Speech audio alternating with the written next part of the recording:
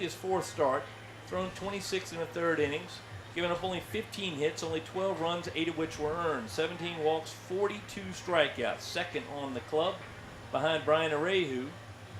3 wins, 2 losses, 1 save, and an ERA of 2.73. So Calden on the mound tonight. Defensively for the Pilots, Ryan Dooley in left, Trey Morgan in center, Henry Garcia over in right, and Chris Martinez at third. Braden Caskey at short tonight. Mark Sisko at second base, and at first, Hunter Cole, the catcher tonight. The catcher who seems to thrive in hot weather, Cole Stanford, in his second year with the Pilots. And the Pilots are glad to have him come back this year. And if he's not considered as one of the best catchers in the league, hitting and defensively, I'll be very upset with that league down there at Holly Springs. Maybe the umpire will throw me out. Do we ever get those umpire names? Yeah. Home plate, Otis Moore. That's right. First base, Mike Lloyd. Third base, Mike Gillespie. Okay. Yes, we've had certainly Otis Moore and Gillespie before. So Otis Moore, Mike Lloyd, Mike Gillespie for the umpires tonight. Here comes the Butler. Student athlete Carter DeRiggi leading off, hitting just a measly .343 in the summer. He's having a fantastic summer. 7 doubles, 3 homers, 22 RBIs. Leadoff man facing the left-hander, facing the righty Mike Calden. And we're underway in this last night at 7:02. We've got to admit, we started this year talking about the new rules, and they really haven't impacted us at all in the booth. Just shorten up the commercial break, so I'm sure you at home don't mind. That one's fouled off, 1-1 on DeRiggi. And I hope you Martinsville baseball parents have enjoyed our broadcast. I know you don't send anybody separate that I know of. Good to have you on the broadcast. That one's fouled out of play. Hope your sons had a good time in Martinsville too. Interesting part of the Commonwealth. Time called. Ryan Dooley's got to go over and get looks like a volleyball or a soccer ball. That women's national team can interfere with anything, can't it? Yeah, that's right. They play tonight, I think, at 3 a.m. I'm sure Brian's going to be up. It might be time that he gets home. He'll be catching the soccer. The 1-2. DeRiggi fouls that one off. I'm sure I'll try to catch it. I'll roll over in my sleep at 3 o'clock and see how the score's going. The 1-2 on Carter DeRiggi from Butler. From Cherry Hills Village, Colorado. And the third strike bounces, and Cole Stanford's going to try to throw him out and can't get it. So a funky pitch got the batter to swing and miss, but it bounced kind of odd on the plate. Yeah, Maybe hit the lip of the plate. More than likely, that's what it looked like. Probably scored a wild pitch.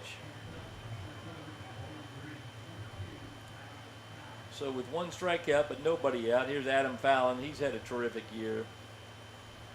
He hails from Bowling Green University. He's originally from Powell, Ohio. Hitting .316 with 6 doubles, 2 triples, 2 home runs and 26 RBIs, and he swings through a Mike Calden pitch. Mike already up at 90. You notice we're in the first inning, top of the first, and yet he's in the shadows. A month ago he'd still be in the sunshine, but that sun setting sooner to the west behind the third baseline. There goes DeRiggi. Throw down by Cole Stanford, the bouncer. Gets past Caskey, but backed up by Sisko. Stolen base for DeRiggi. That is his 6th on the year in 9 tries.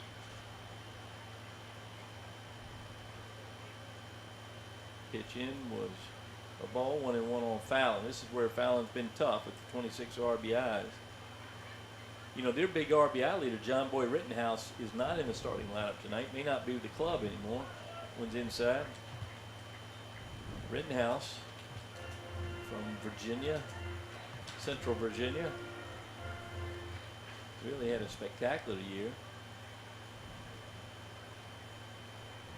So Calden checking his runner at second. He holds and the pitch in. Swing and bounces all foul. Just got a piece of it. Here comes Nick Parr to retrieve that very minorly damaged baseball. Yeah. I think in Major Leagues, you just might as well throw 2 dozen in the water and start over. So another 1-2 to Fallon.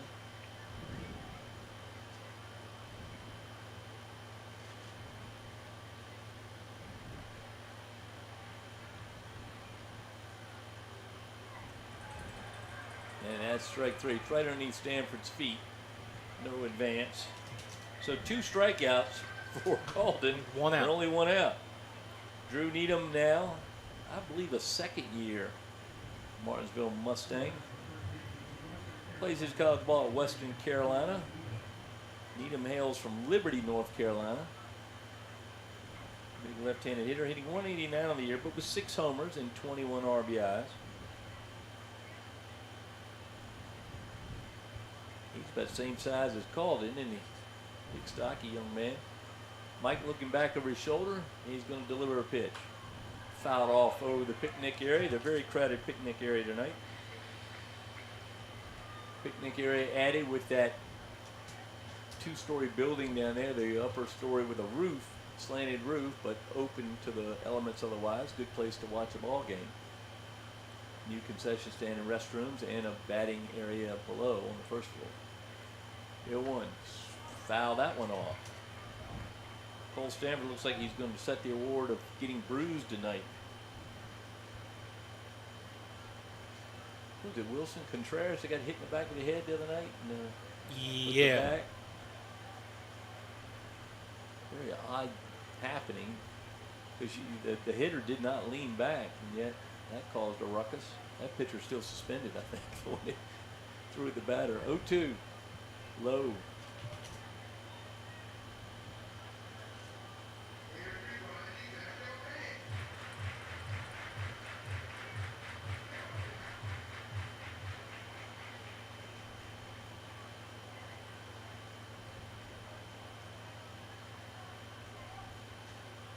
Dericki still at second, 1 out here. Calden delivers, and it's fouled right over Brian's left shoulder. Right over the outside here. End of our booth, we have the wall with the round window, and some fans can sit there if they're allowed by the organization. That may have taken the head off of somebody out there, but instead it just goes back and hits the really nice people that run the concession stand. Hopefully nobody hit. Stays 1-2 on Needham. Trey Morgan, his usual shallow spot in center field in the shade. That one's in. Call the ball. Another stolen base for Dericki. He ends up at third. That's his 7th in 10 tries. So all season long, he came in with 5. Now with 7.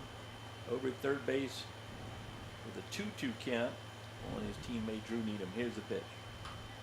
Popped it foul to the left side, but out of play. It's going to drop near the picnic area. Fan appreciation night tonight. None of those fans appreciate the fact that the ball was hurtling down to where they are, but it missed. Henry Garcia in the sunshine in right field. Hopefully he has his shades on. He's looking right into it as he looks into the infield. Missed away. Needham with the international go back to third base sign there to his teammate.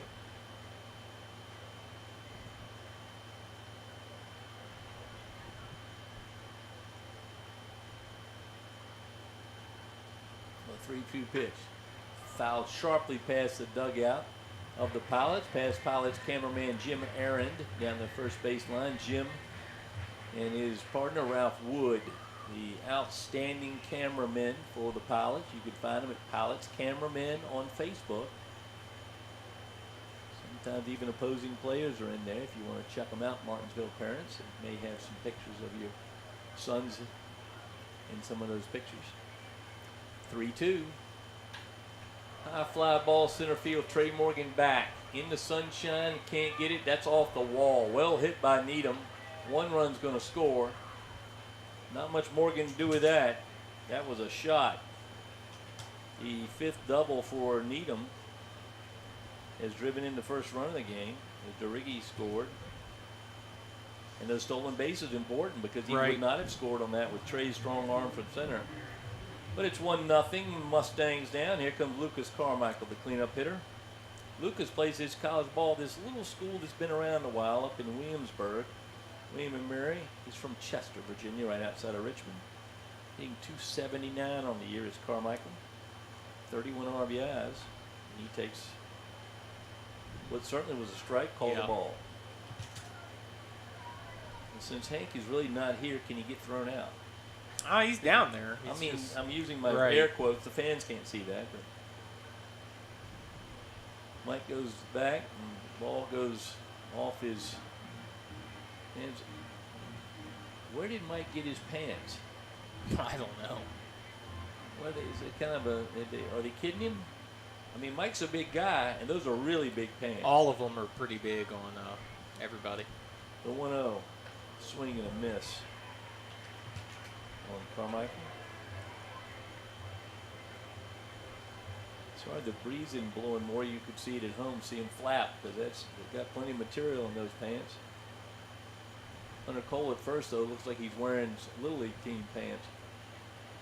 The 1-1, another strike, another miss, swing, 1-2.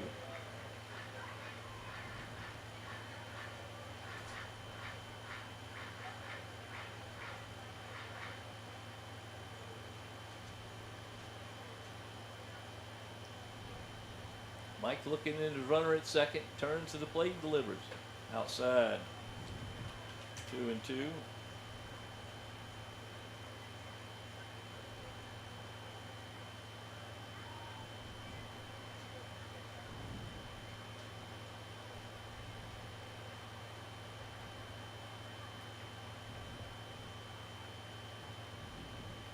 Swung through. Mike called him with his third strikeout. Yeah, of the right. inning, and there's only 2 outs. Oh boy. And a run in. The pitch that struck out DeRiggi bounced off the front of the plate and up and over Stanford. He was unable to make the throw to first. That's how DeRiggi got on. 1 strikeout later, Needham doubled to the wall. And now it's Doc Daniels from Wilson College at the plate. He takes one low. They're going to say he did swing. Peeled down the first base umpire, Mike Lloyd. And Lloyd said, yep. So strike 1 on Daniels.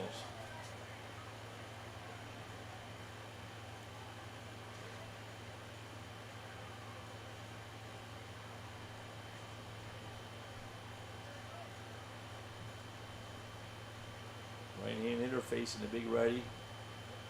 That one all speed, stopped by Stanford. No swing, says Mike Lloyd. Maybe Mike wants to move a little closer to the plate since he's so involved here. So 2 outs now, 1 run in, 1 runner at second base. Throw back to second base. Saved by Cisco from going into center field. Colin kind of smiles at that. I don't know. I think he's just lucky that Cisco able to hang on to that.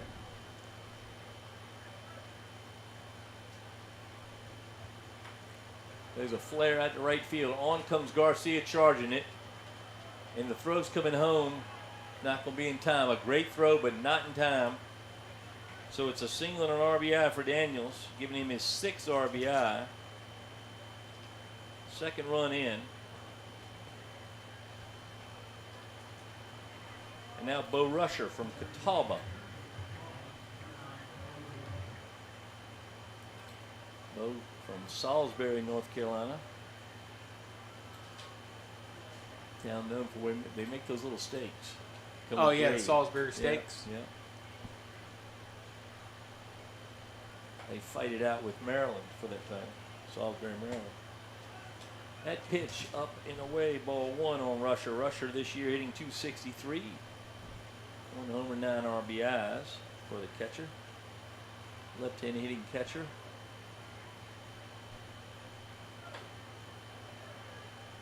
Call the ball, top of the zone.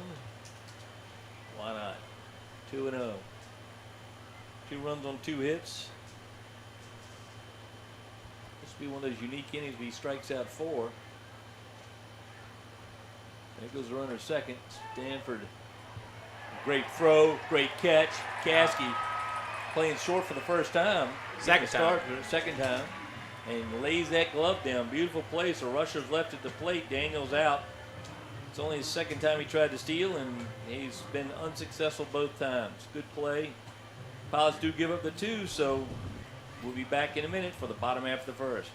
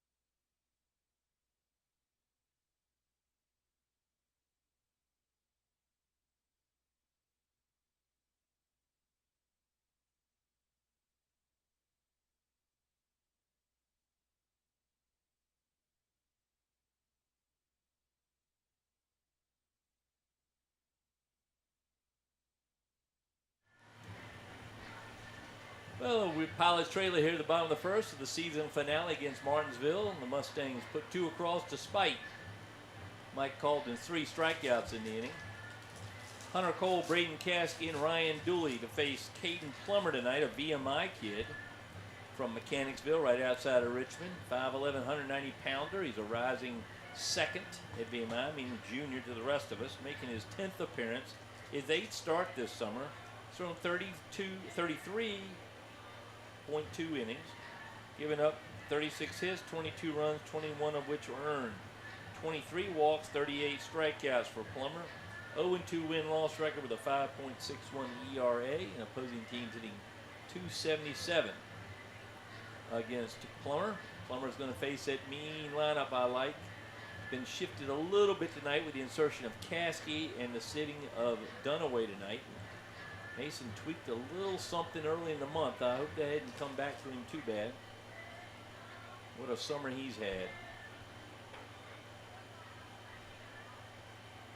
So Plummer's ready, Pollard's ready, Aiden Cantwell on the music ready because he's cut it off. Nope, cut it back on. Hunter Cole headed from Randolph-Macon to Old Dominion this fall, and he moved also to the top of the order about 3.5 weeks ago. He's played very well, 285 average, 33 walks though. Throw that an on-base percentage of just under 500. Pitches in from Plummer for a strike. 7 doubles, 2 triples, both in the same game. 2 home runs and 23 RBIs. The home run was a grand slam in Tri-Cities the day after he had 2 triples. So he's had a good week. Oh yeah, he has. 1-1. Top of the order went a little dry there at Wilmington on Thursday night. Lined into the glove of the second baseman, Daniels. So sharply hit, but right in the glove. 1 down here in the first, and here comes Braden Caskey. Caskey playing his 8th game of the year. Is this his first or second start? Second of the year. Second. He started last night at short. Oh, okay. So second start. So it's at least second. Hitting a measly .412 so far on the season. Braden, again, a late arrival. Plays at Arkansas State. He hails from a little town called Baton Rouge, Louisiana, and he takes a strike. Pilots have had the lucky Cajun on the team with Barham White and then Braden Caskey. Both have played well this summer. Here's the pitch. That was away. He looks like a right-hand hitting Trey Morgan. Just his mannerism, very similar. Got his pants rolled up about 4 inches. These pants from uniforms of times gone by. He takes a strike. I just hope nobody has one unroll in the middle of the stealing base Right. and trips and falls.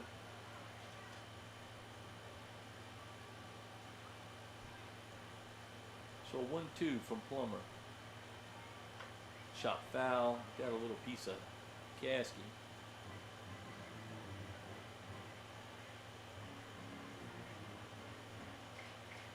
He's been a nice find for Hank Morgan this late season. Had added speed on the bases. He's already has 4 stolen bases. What has he been here, a week? 10 days? Yeah, maybe Okay. 2 weeks. The 1-2. Way away. Hauled in by Rusher. 2-2. In the outfield, it's Ian Francis, Adam Fallon, and Lucas Carmichael left to right. Reese Robinette, Carter DeRiggi, Doc Daniels, and Drew Needham, third to first, with Bo Rusher behind the plate, and Caden Plummer on the mound. That one's away. Rusher hangs on to it. 3-2 now on Caskey. He tries to work his way on ahead of Ryan Dooley.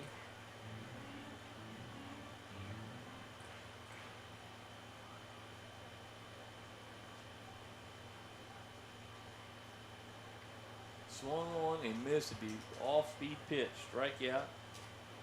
Number 1 for Plummer. Number 2 out of the inning. And here's Ryan Dooley.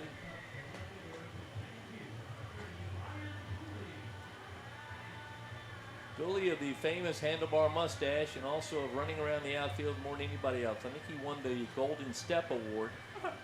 That first game in right field was quite an adventure. He has played both corner outfield positions very well, hitting .250.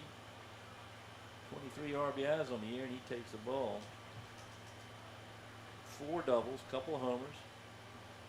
Aforementioned RBI. Been a real producer for the Pilots this summer. Swings and misses.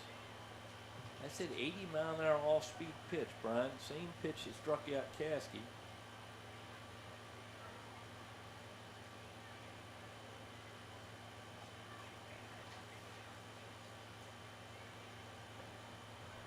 That went in for a strike. 1-2.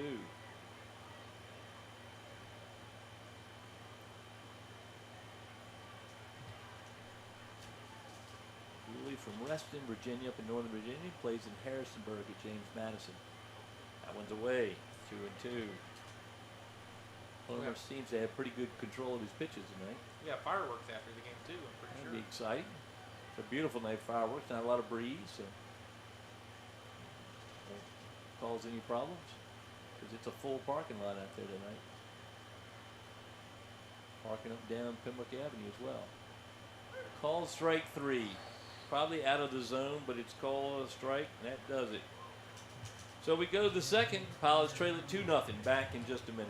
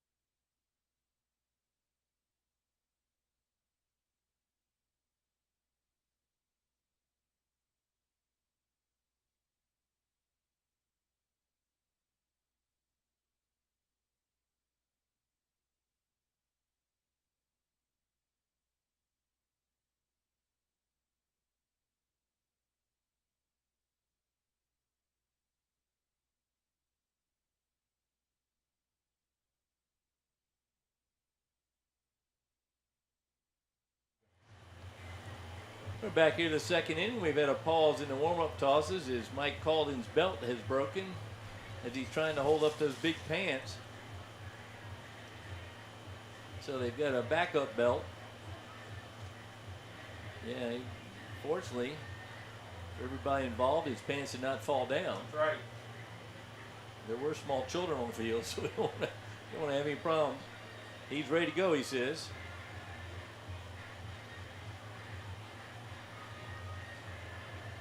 looks like when they play MC Hammer, those are the pants you need to wear right there. The ones Right. that the Caldens got on. The MC Hammer pants. They're Carolina blue or pilot blue in this setting. Bo Rusher, Ian Francis, Reese Robinette for the Mustangs. Rusher was at the plate when his predecessor Doc Daniels was thrown out at second base for the fourth out of the inning, but first strikeout drop. So Cadava's Bo Rusher steps in, still hitting .263 as he was 8 minutes ago.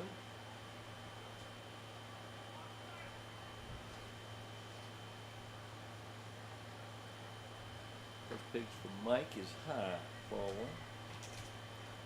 Greg Snook has done a nice job with his Mustangs, and the Martinsville program's been terrific the last couple of years. We've seen these innovative uniforms, and we see them more, and it's been a lot of fun. That one's fouled off.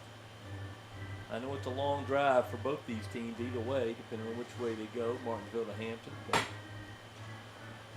I think they've enjoyed the matchup. Brian got an away game out the other night. It started at 10:15 at night. I can tell you just how long the rain delay was that night. It's Oppenheimer long. It was. I went to the movies. Felt like it was forever. I came home from Oppenheimer, turned it on, expecting to hear Brian, and was already off the air. And he said, "At the bottom of the first, swing and a miss, 2-2." Good movie, by the way, folks. My wife and I liked it. My wife says maybe the best movie she has ever seen. She really was impressed with it. The 2-2. We'll call that third base coach interfering with the third base umpire. No wonder he didn't see that when he called no swing. They're talking down there. So it's a 3-2 pitch. Inside, called strike three. Well, that, we'll take it. He almost got hit with that pitch. Yeah, he got an argument. That may have been a little bit of a makeup. It was inside. But All right, here's Ian Francis from Youngstown. Is it still Youngstown State? I think so. The Penguins, yeah. Hitting .203 in the year with 3 homers, though, and 13 RBIs. That one bounces in, up, and off of Stanford's glove. Ball one.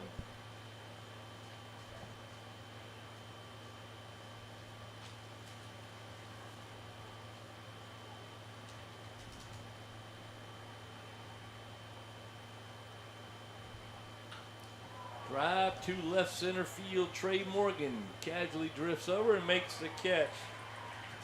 And there's 2 down. Reese Robinette from Arkansas. Up next, 241 average with 2 doubles, a homer, and 12 RBIs for Robinette. Robinette hails from Kennett, Missouri. 6'3", 210 pounder. Obviously, I think he's walked by a weight room once or twice. Tall young man, left-handed hitter facing the guy with the new belt, Mike Calden. That one lined right into the glove of Mark Cisco at second base. He just took a knee, reached his glove down, and made the catch. So sharply hit, but right in the glove. 3 up, 3 down here. Pilots go to the bottom of the second. They still trail it by 2.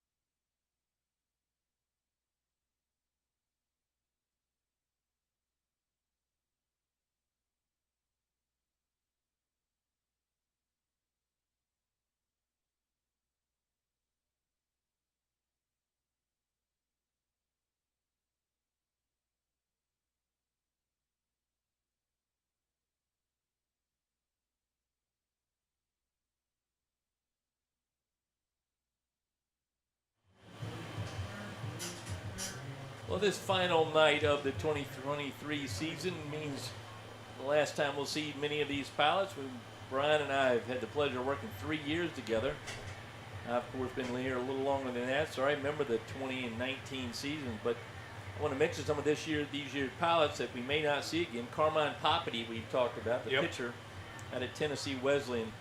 What a fine young man he is, and he was here just briefly this year, but we enjoyed him. Robert Cook back this year after a year off. Yeah, that's right. 21 and now 23. So Robert, glad you're back. He had 7 appearances, 2-0 record, and a 3.85 ERA back in 2021. Just 2 appearances so far this season. And those 2 guys have just really great to have them on the club. Chris Martinez, Ethan Ott, Henry Garcia here in the second against Caden Plummer. Pitch is in, called strike. That's that off-speed pitch right there between 77 and 80. Martinez hitting a piddly .311 with 9 doubles, 9 homers, and 27 RBI. Takes one low. Chris has done everything Hank Morgan's asked him to. Been a strong hitter, key home runs. Took him a while to get going average-wise, but he's climbed consistently the whole season long. Takes one away. 2-1. Chris from the Dominican Republic. He plays at the University of Science and Arts of Oklahoma. He's available for a 4-year gig anytime y'all want to get him. Fouled down the right field line and just out over the wall. Is that called and going to the pin? Yeah, looks like it. We're going to have a variety of pitchers tonight. It's a shame. What a season he's had, Brian. Yeah, Mike Calden. It's been great. House would not be in this race like they were right to the very end without Mike Calden. A line shot right past the glove of Robinette. Nothing he could do about it. He tried to get his glove up there, but not in time. It's a single for Chris. First hit for the Pilots. And with one on, here comes a guy that could put us up by 1 run with a swing of the bat, which he's done, once every, say, 8 at-bats in the last 2 weeks? Yeah, it's been recent. Ethan Ott hit a home run Thursday night. Had one, the doubleheader. Yep. And Tuesday night. So 2 already this week. 5 on the year, 14 RBIs for the Chesapeake, Virginia native. Ethan swings and misses at the curveball. His pitch is middle in, and he hits it out. Chris with a short lead at first. He's not probably going to steal. That one's in. This year, Chris 2 for 2. He's a sure thing on the bases. He's not going to fool around.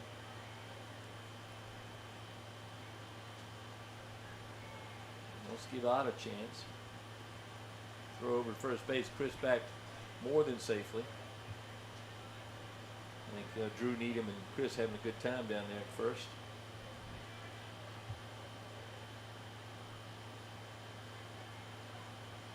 So the 1-1 to Ott.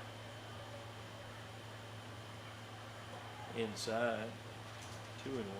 Dangerous pitch, I think, for Pullman to throw.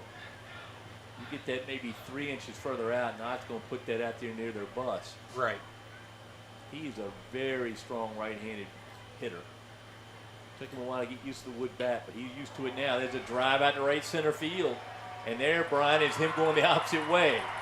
Ott is going to end up at second base. Martinez is going to be sent home. No, he's going to be held by a late sign from Gage Riddick. So a double for Ott, his second of the year.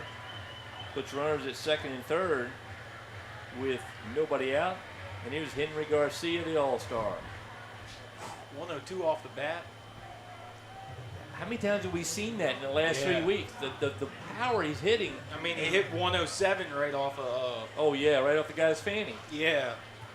The pitcher, Huseman. Levi Huseman. Tri-City. We were worried about him. Ended up pitching another 3 innings, so Brian's application to medical school has been withdrawn. Yep. That's fine. I'm right there with you. Here's a right-hitting Henry Garcia, the savior of the East in the All-Star game. 257 on the year. And he pops it foul to the right side. Henry from little town in New York. You might have heard of it. Manhattan, I think it's called. Plays his college ball in Texas at Howard Junior College. 35 walks on the year with a bunch of hits. He's found his way on in nearly every game. And he's contributed in nearly every game. Hank Morgan, I don't know how he found him, but he found a good one. A 1-1 to Garcia, looking for a couple of RBIs.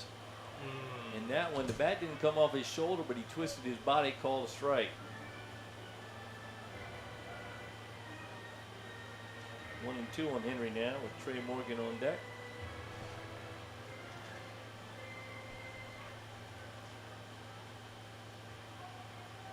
Short leads for the runners. Garcia muscled it off the handle. That all hit Ralph Wood, Pilot's cameraman. I think he and Jim Aaron are playing some sort of game like who can get close to getting hit. So it's going to stay 1-2.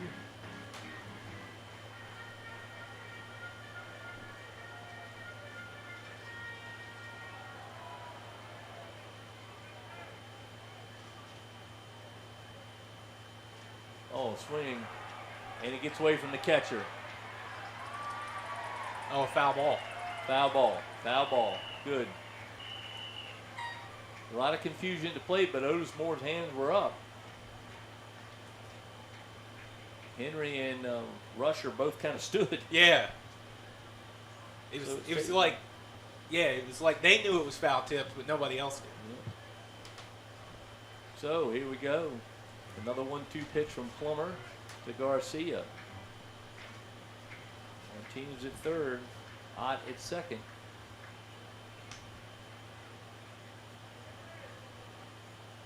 That one hit him. And Plummer not happy about that at all. If he just let that one go and he's upset at himself, Henry's not real happy with him either. No. There were some words exchanged last night between Cole Stanford and somebody else after really? he made a hard tag. And yeah, it was. I get a little tired of the hard tag complaint. Yeah. It is a sport as far as I know. Right.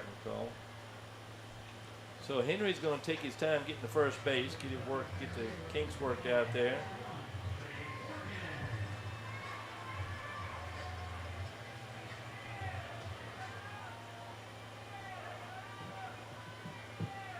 That's the 8th hit by pitch for Garcia. That leads the club.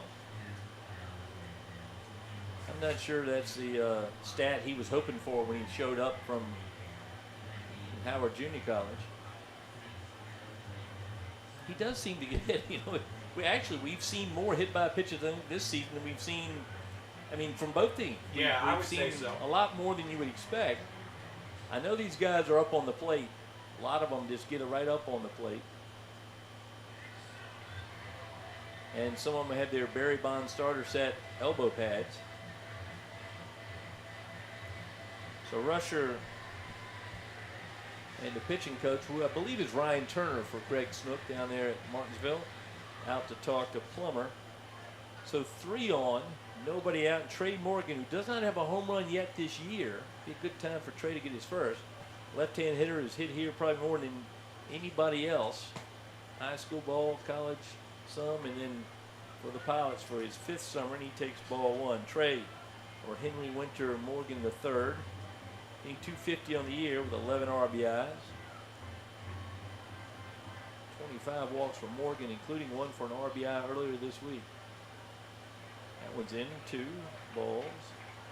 These are 2 VMI teammates facing each other here.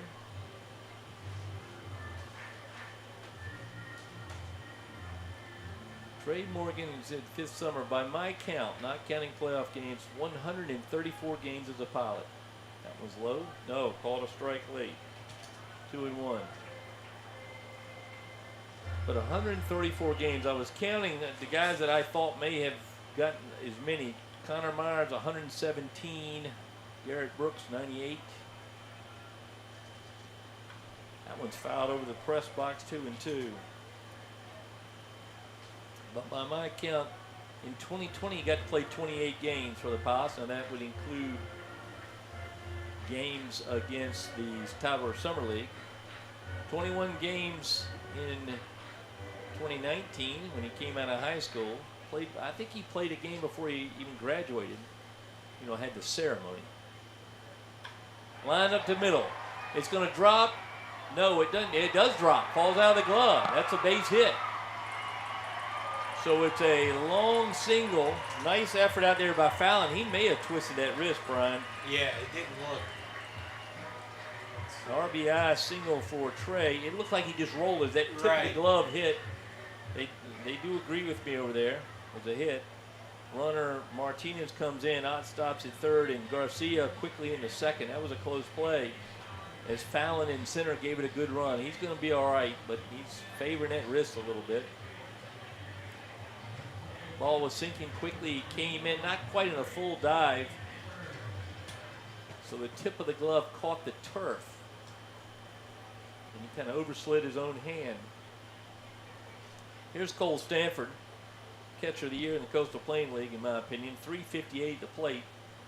He takes a strike. The Lenore Ryan college athlete. Those good players out of the South. He's from Catala, Georgia. Drive to left field, but he's drifting foul. That's a nice shot. Francis gives it a run. 1-1 on Stanford. Stanford played the first half of last season with the Ashboro Zookeepers.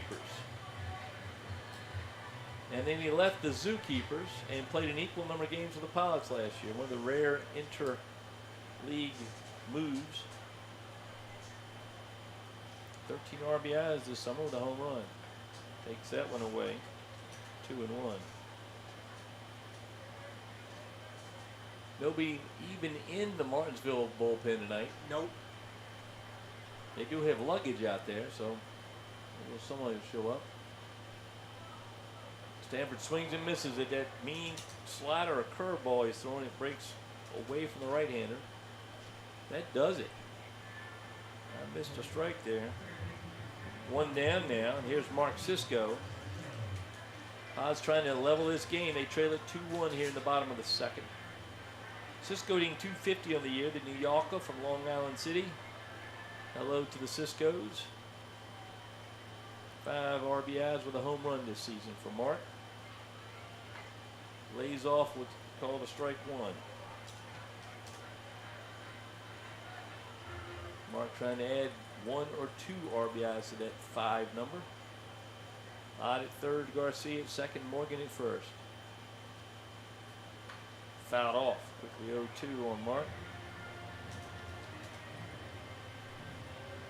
And the completely unrelated Florida State song being played, or the Atlanta Braves song, Chop on, or the Cleveland Guardian song.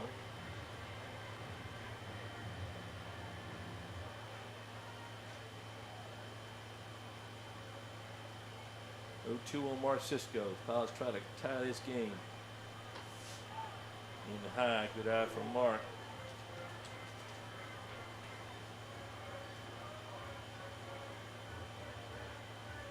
That was Morgan's 12th RBI this season. Knocking in Chris Martinez. Now Cisco's turn.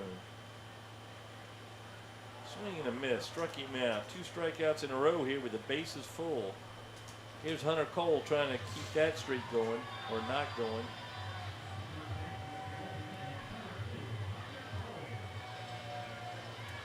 Ott at third base is not the speediest of runners, so he would need something bouncing far and away from the catcher-rusher to make it home on a wild pitch. Cole could just double and put that concern out of everybody's mind. He fouls it off over the left side. Hunter lined it sharply into the glove of the second baseman Daniels to lead off the game. Just under .285 for the summer with 23 RBIs. A Norfolk native, Hunter Cole.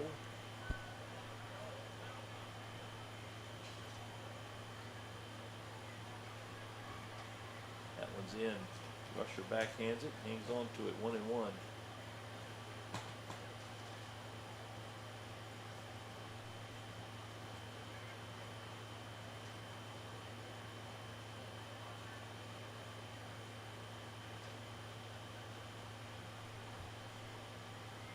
Line right up the middle. Base hit.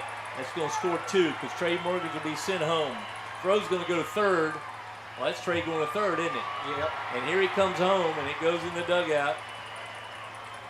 So Cole goes to second. It's a 2 RBI single for Cole. And he's going to end up at second base, I believe, on that ball going in the dugout. He should. All 3 runs score. The 2 RBIs given to Cole, and then 1 on the throw into the dugout. It's going to be an error on the throw.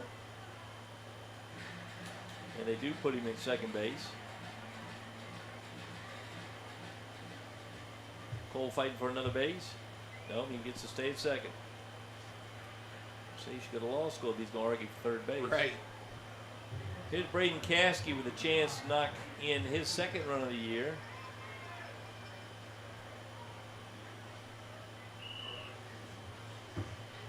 Hank Morgan coming out and talk to Otis Moore.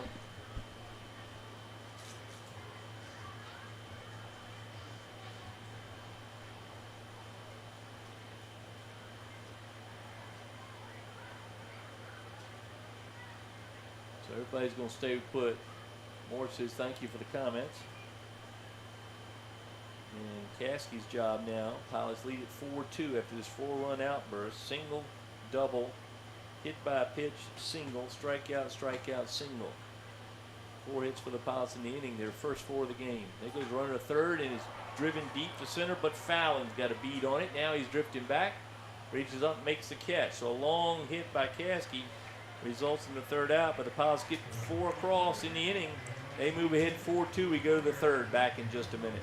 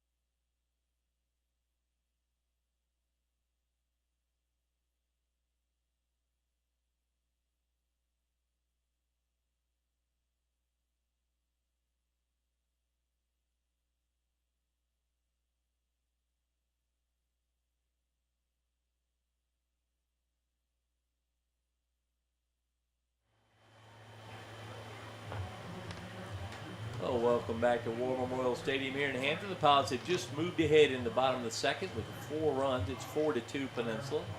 New pitcher for the Pilots. This is second-year pilot, Nate Varnier. Nate plays his college ball at William Peace. He's 6'7", 185-pounder from Suffolk, Virginia, right across the James River Bridge or the Monterey Merrimack, depending on which way you want to go. Varnier has been a terrific pitcher for the Pilots, certainly last year. This year he's found himself toward the end of June and has been superb ever since. This year, Varnier, and we'll find him here on the stats. He actually has hit a couple times. Did you know that? He's swung a bat. I don't think he actually did. I think it was just stat mess up. Stat mistake. 11th appearance. His 10th in relief, 17 2/3 innings, 16 hits, 17 runs, 16 of which were earned, 10 walks, 27 strikeouts. ERA of 8.15, which is about 3 times what he had last summer. But there he is, and you see what he does, which is lull hitters to sleep. In this case, Connor Plaster, the designated hitter, in the hole 0-2 against Varnier. The big lefty delivers. He was an all-star last year, pitched very well in the all-star game last year. And he's one of those guys on my list of pilots. Don't really know if we see him back. Last year, 15 appearances, 3-1 with a 2.91 ERA. Yeah, he was like untouchable last year. That's just a little Texas leaguer in the left center field. Trey Morgan hustles in to get it. Plaster, with a hit. His first hit in the Coastal Plain League in his second game. So congratulations to him. Let's get him a raise for the double play. Carter DeRiggi, who led the game off with a strikeout, but a drop strikeout with the bouncing ball swung on, and then he was able to scamper to first base without being thrown out.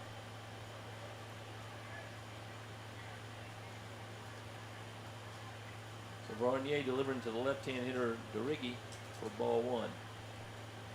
Varnier wearing his best Brian Waller starter set on the hair. That's right. He may have Brian by, what, a couple inches on the hair. Yeah. That one's in for a strike. Early on, the walks ate him up, and now he just seems like he was last year, just so smooth. But the ball moves a great deal. The 1-1. And see, that time the batter stepped in the hole at the 75-mile-an-hour curveball. So 1-2 on DeRiggi. House wouldn't mind having the double play here to erase that base hit. Time called for shoe tying by Connor Plaster. Plaster goes to UVA Wise. So it's becoming a very fine school and a very good athletic program out there. Yeah, I got there goes the runner. That one's thrown down, and they got him out again. It's Cole Stanford with another throw out. Brian, how in the world can we get the world and the league to recognize Cole Stanford? He can do it all. That's for sure. So the out recorded pitch was a ball, so 2-2 from Varnier, and the hit erased. Here's a 2-2. Grounder right into the glove. That's what you get for being 6'7". That took a 6'7" guy. Otherwise, that was a shortstop's ball.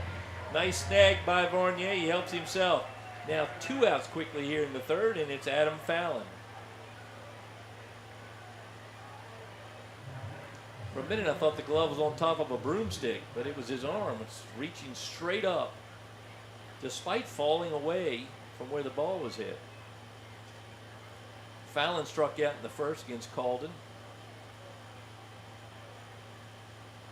Calden finished with 4 strikeouts in 2 innings, and Varnier starts with a strike. Beautiful night here, not a lot of breeze in the ballpark.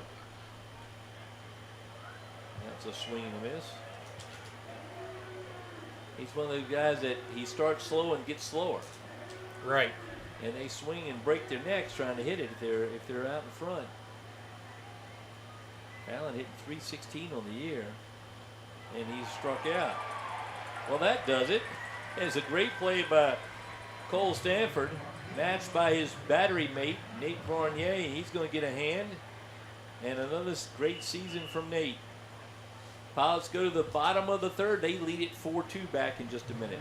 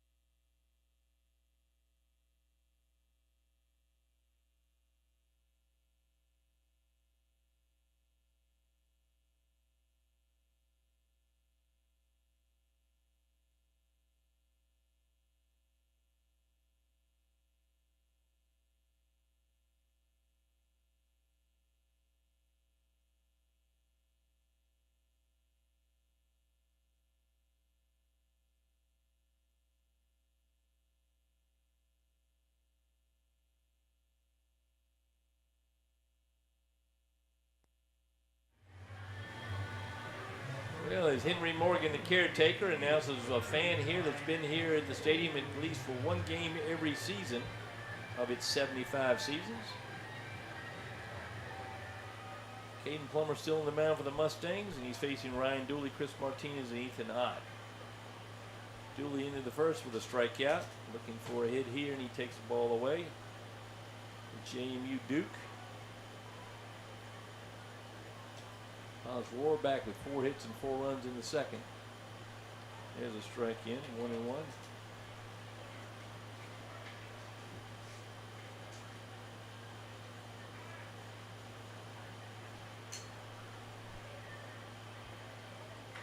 Ground ball up the middle, shortstop Derigi behind the second base. And it's a very close play, but Dooley called out, scored 6-3 for the first out. Here's Chris Martinez, who got things rolling. No, yeah, it is Chris Martinez. Ott's going to get the bat. He's on deck. Martinez got things rolling in the second with a single. Right past the third baseman into left field. He came around and scored on the RBI by Trey Morgan. And Ott, Garcia, and Trey scored on the play. So 2 RBI hit by Hunter Cole. Pitches in under the ball.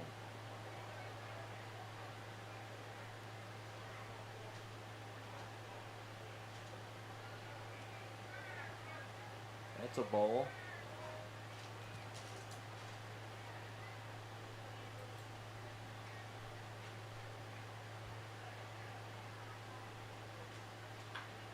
Pop foul to the right side. Out there next to Parker Scott's pulled pork barbecue tent. Want to thank Parker Scott for another great year with us here at War Memorial Stadium. That is some delicious pulled pork barbecue made on the magical hands of Parker Scott and his crew. Very popular tent. There's a swing and a miss, 2-2. So thank you, Parker. Been in here as long as I can remember, and you've been a big part of the success here of the Pilots. I'm sure there are people that just come in here to get a barbecue at night. Catch a ball game is a second choice. There's a foul off, 2-2. And dropping the crowd in there. My guess. Oh yeah, landed in the box. Merrill Lynch box. I'm not Don't sure. get what anybody box hurt. it I got 2 tickets from them. 2 now for Oakland and Washington. Oh yeah, that's right. Our friends Mark Fendrick and Kevin O'Connell treat me to a game. Rusher tries to frame it, couldn't do it. 3-2. Yeah, they play in Washington. So it'll be all the people in the Bank of America box and then nobody else because it's the Nationals and the A's Right. in August. But I'll be there. It's a swing and a miss. Martinez out on strikes. 2 down here in the third. And here's Ethan Ott, who's double contributed to 4 runs. His second of the year.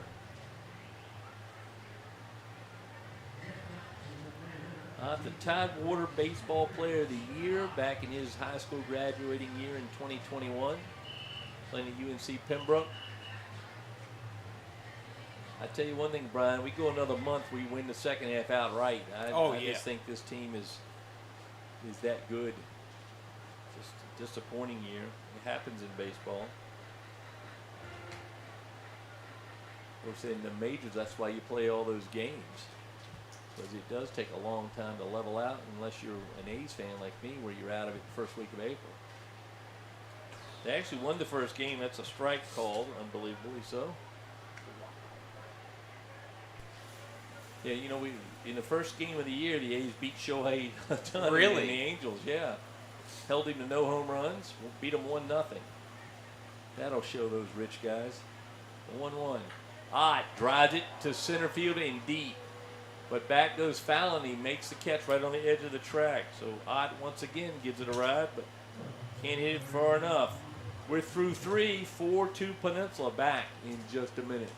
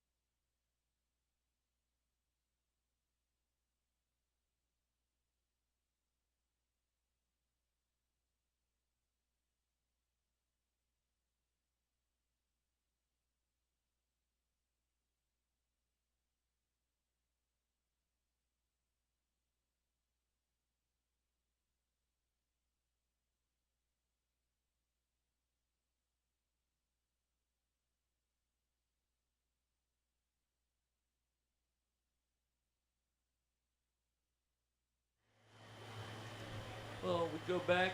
It's the top of the fourth. Another pitcher for the Pilots as Hank Morgan's going to try to give everybody a chance tonight. This is Lincoln Ransom, and I wanted to talk about Lincoln. This is his second year with Peninsula, and we have enjoyed having him. The Whiteville, North Carolina native, playing his college ball at Old Dominion University. 6'2", 210-pound, hard-throwing right-hander. Lincoln has been a terrific young man to have here in Hampton. This year, making his 9th appearance, all in relief, thrown 9 1/3, giving up 12 hits, 10 runs, all earned, 11 walks, 13 strikeouts. He's 1-0 with a 9.64 ERA. Last year, Lincoln, 16 games playing in the field, 10 games pitching. So he was very active last year in both sides of the ball team.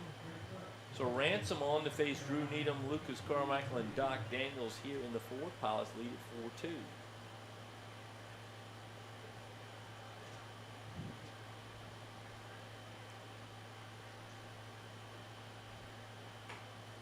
Lincoln delivers a 90-mile-an-hour pitch for ball one.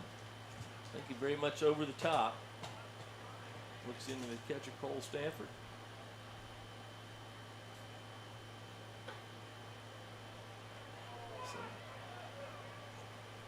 Superfan Wayne may have woken up.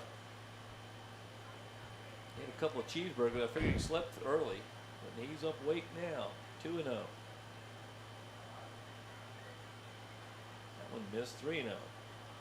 Lincoln's going to have to come in now. He's going to take a minute. It's just funny because you can see him talking as every pitch comes in, just whoever's beside him, and then he always still has a comment. That one's in for a strike. Yeah, Superfan Wayne was telling me that John Thomas nearly threw him out the other night. That would have been impressive. Yeah, a lot of fans would have cheered if it was before the 7-inning stretch. That went in for a strike. 3-2 as Needham is taking every pitch. Superfan Wayne gave up smoking after a little health scare in the March, and he's done much better, much healthier, much more active. And we're thrilled to have him back, and his singing voice has improved. That's in for a strike. And Needham really, that's no surprise at all. Those three pitches were right down the middle. He threw the bat away. He did not like what happened in the first at bat. He doubled in that one. Right. So one out here, and here's Lucas Carmichael. Superfan Wayne pulling up the roster now so he knows which one to mark at the next time. Carmichael struck out in the first. He's the William & Mary student athlete. The young man takes a hard cut at that one. Strike one. Lincoln's now up to 92 on the gun.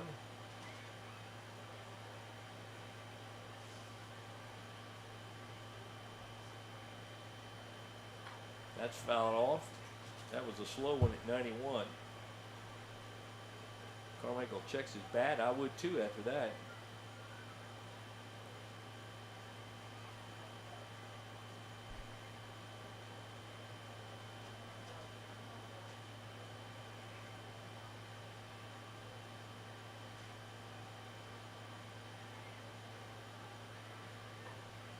Ooh. Nice pitch on the 0-2. Just missed low.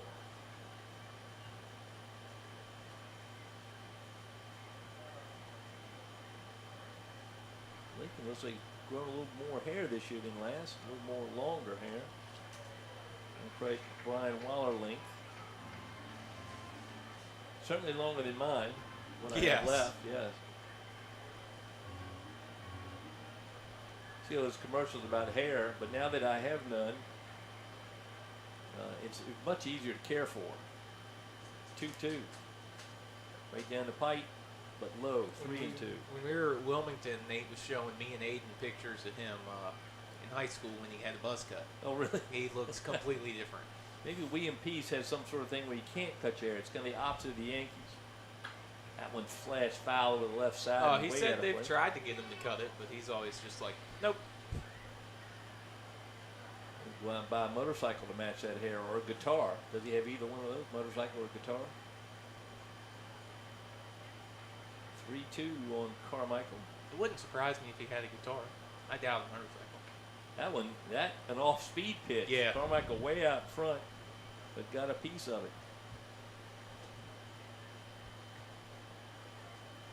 Yeah, Nate seems like a easygoing guy.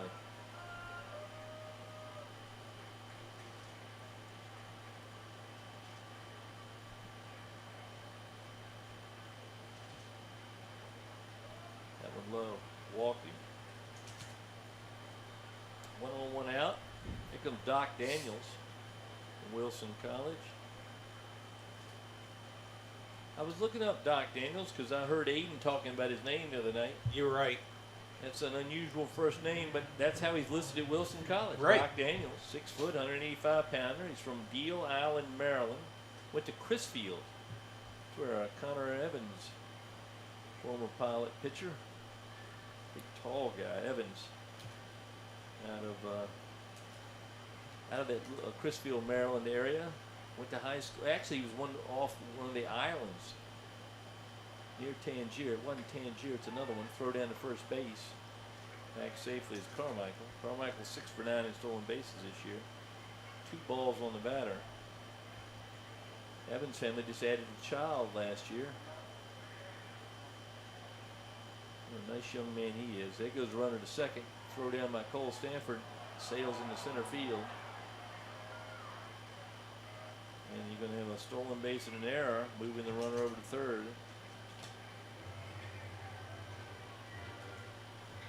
I think the pitch was a ball 2. It was. Ball 3. They got 2 on there. Ball 3.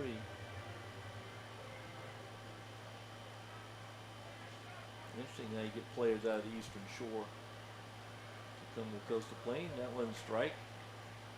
The Mustangs having the bad habit of thinking they know when it's ball 4.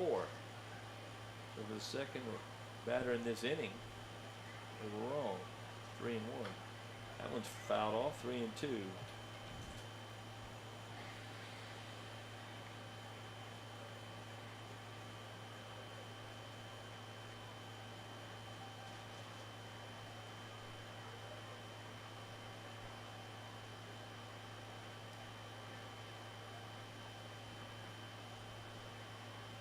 Fouled off again over the right side. Out of play. Oh, there we go. We know Aiden's in the helm now. We hear sounds of Star Trek filtering in. Caleb Evans was our player from the Eastern Shore, from the island right off the Eastern Shore. That's fouled off again. Smith Island, Maryland, is where he lived. And they would, and I don't know if Doc Daniels lives on the island, lives in the mainland, but he would take a boat in for high school. Really? And being 6'7", almost 6'8", he probably played both baseball and basketball for Chrisfield. Chrisfield is a rival of Hampton in the crab business. So another 3-2 pitch to Doc Daniels. Right down the middle, strike 3. Second strikeout looking, second strikeout for Ransom. 2 outs here in the 4th. Lucas Carmichael still over at third, and here comes Bo Rusher, the catcher from Catawba. Big Caleb, I think he just added a child. He's holding one. Oh, yeah. What a nice guy. His grandmother brought me crab cakes that she made, her recipe. They came over from the Eastern Shore one night, and I got to meet her in person, and I think it was her or mother, but her grandmother made the crab cakes. And let me tell you, Brian, Ann and Frank Edgar did not wait very long to cook those. That's right. That was some delicious food. His family is actually on Smith Island, and his mother moved there after his father, who's a waterman, moved her there, and she's become the pillar out there that her mother-in-law was. I'll have to check on Caleb to see if he's going to get his bride-to-be out there. Bo Rusher now with 2 outs as the Brett Mays, the pitching coach for the Pilots, has talked to Lincoln Ransom and told him just to do that, throw a fastball high to make everybody aware that he's throwing 91. It's like Antonio's warming up in the bullpen. Yeah, he's a Chesapeake, Virginia Beach guy. Antonio, I think he's a Chesapeake guy. And that guy, that's just off the top of the plate, 2-0.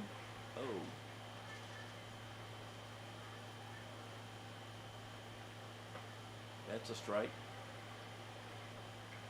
I'm not going to tell you what TrackMan said that one was, but it was off the plate outside, 2-1. Yeah, he's from Chesapeake. It's a baseball hotbed. Of course, it's also a residential hotbed. It's really a bedroom for Virginia Beach and Norfolk, Portsmouth, the shipyards. The great transit city to go to the Outer Banks. You go through Chesapeake. 3-1. In for strike 2. So Ransom, see if he can get 3 strikeout lookings. Let's see if he can throw another strike here and get out of this little bit of a jam. Pilots leading by 2, but there's a runner at third. Right down the middle, that one not ignored, just missed. Strikeout number 3 for Ransom. So the walk, stolen base, and error do not cost the Pilots. We go to the bottom of the 4th. It's 4-2.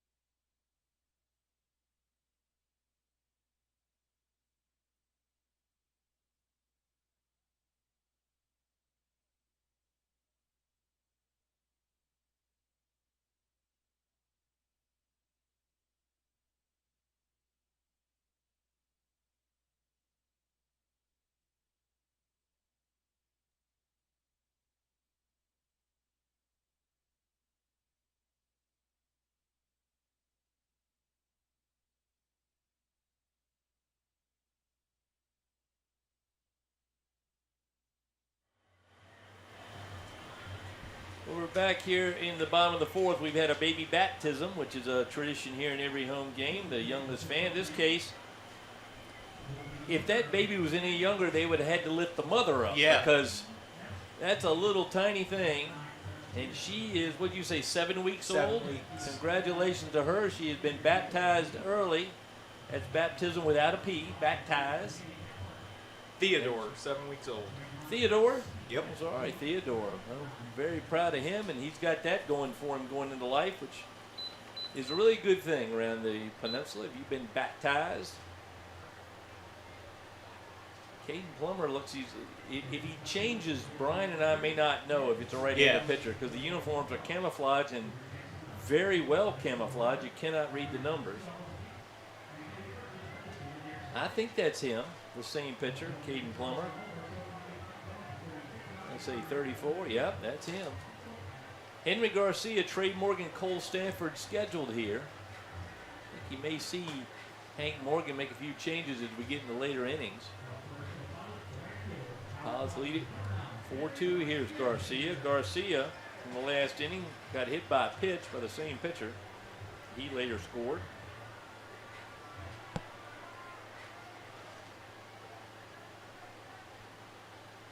And that's a check swing, but a strike.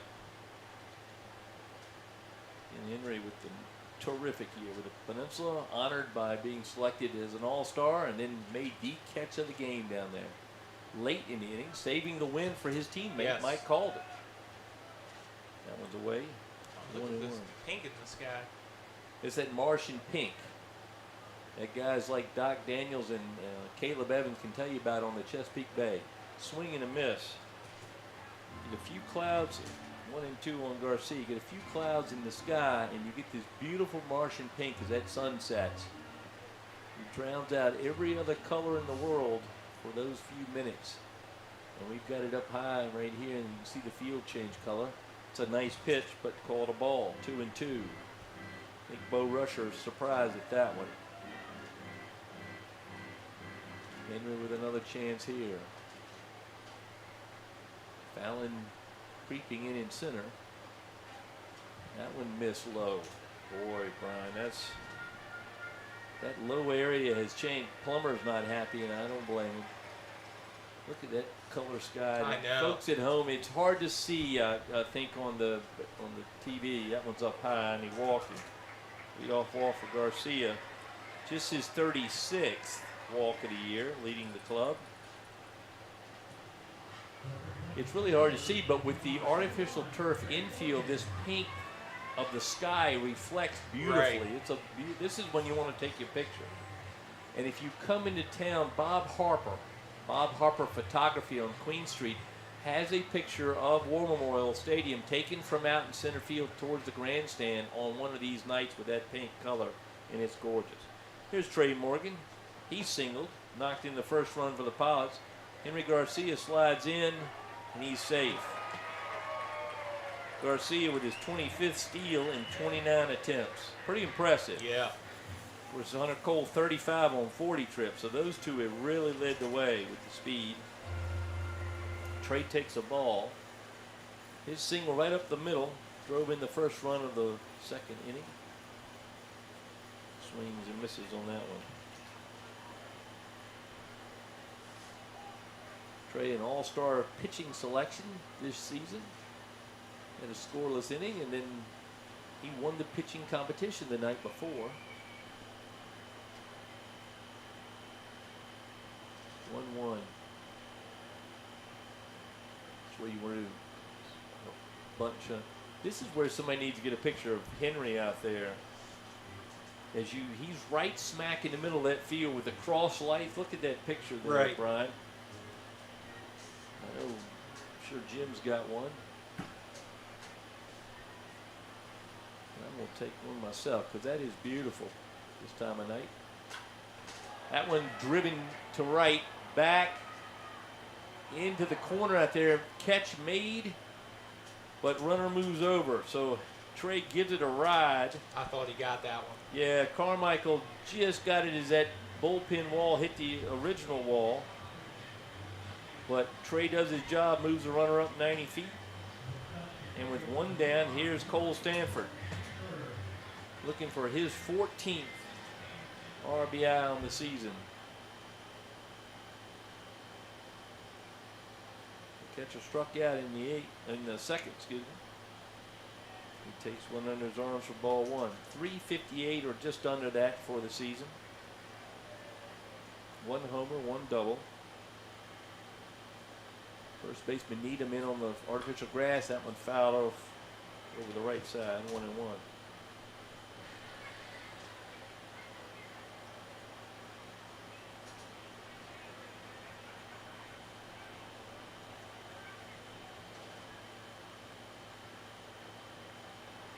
That one's up.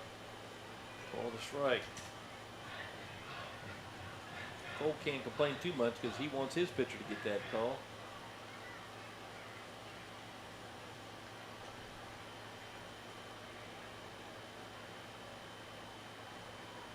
Away, 2-2. Garcia down at third, waiting for a pass ball.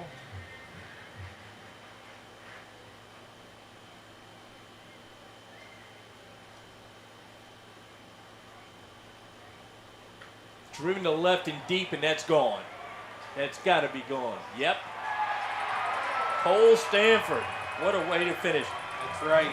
Coastal Plain League people, contact. This is the catcher of the year right here.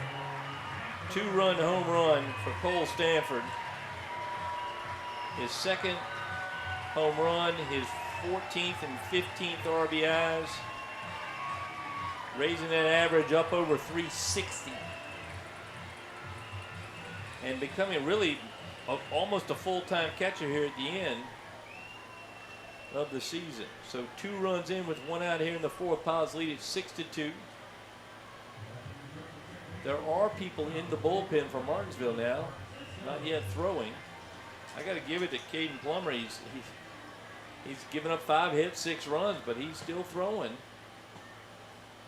Here's Cisco hitting just under 250. Mark takes one in that low range, but this one's called a strike. Mark from Queens College in the CUNY system. Takes a second strike behind 0-2 here. Fell behind in the first at bat and struck out. Let's see if he can punch one in the outfield here to finish his year strong. Called strike 3. Nothing doing there for Cisco. Go to the top of the order. And it's Hunter Cole scheduled.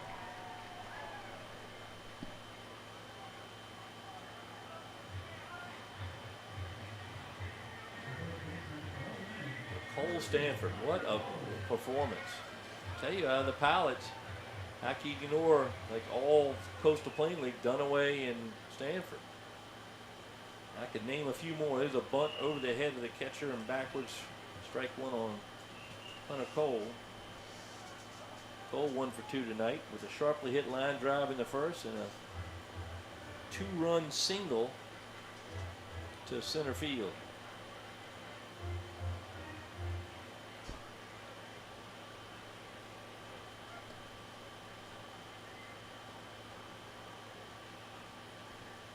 Low, 1-1, 90-mile-an-hour pitch. Plummer's still firing away. Outfielder's a little deeper now. Carmichael and Wright in particular. He made a nice run down on that fly ball hit by Morgan. That one, boy, I'm not going to say it. I'll just say it was called strike 1-2. Cole's going to have to deal with that. Plummer's going to go right back to that spot. Oh, he hits him.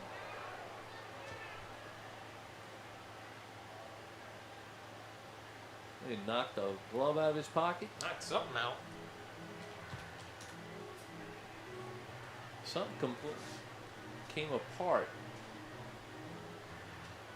I thought it hit Hunter Cole. How could that not have hit Hunter Cole? It just missed him. And then it must have hit something. What is that piece of plastic? I have no idea what came apart, but something came apart. They picked up a few pieces that belonged to Rusher. So it's a 2-2 count.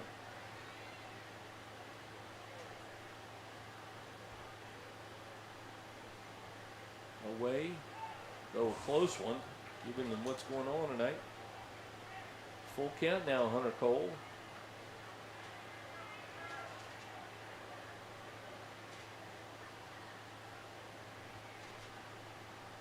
Oh, that one hit him. That one hit him. Hit him right in the calf. They call it a swing. Wow. They did. Wow. I'm not sure that was a swing. I think that was a defensive maneuver. They call it a strikeout. And then 5-3 for and the Cole's limping. Yeah, they hit him right in the calf. That does it for the Pilots, but they put 2 on the board behind the home run from Cole Stanford. We go to the 5th. It's 6-2 Peninsula.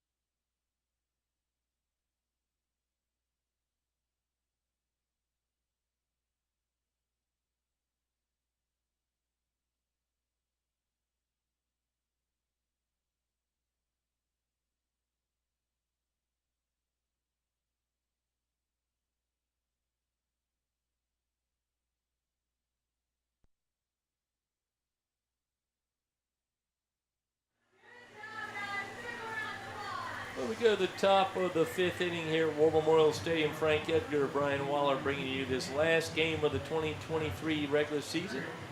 Pilots lead the Martinsville Mustangs 6-2. New pitcher for the Pilots, 3rd inning in a row. There's a new pitcher. This is Antonio Velasquez. He is from Chesapeake, Virginia. We've talked about that tonight. He's 5'11", 220-pounder. He plays his college ball in the neighboring city of Norfolk at Norfolk State University, a rising redshirt junior over there. He was at Bryant and Stratton before that. So he stayed local and developing very well as a pitcher. Hank Morgan has used him sporadically this season since he's been with the club, making his 8th appearance, all in relief, thrown 2 2/3 innings, giving up 6 hits, 3 runs, all earned, 5 walks, 2 strikeouts. That bashed out to left field, up and reaching up his dually to make the catch. So 1 pitch, 1 out. The ball hit by Ian Francis for that out. His second fly ball to the outfield, once to center, now once to left.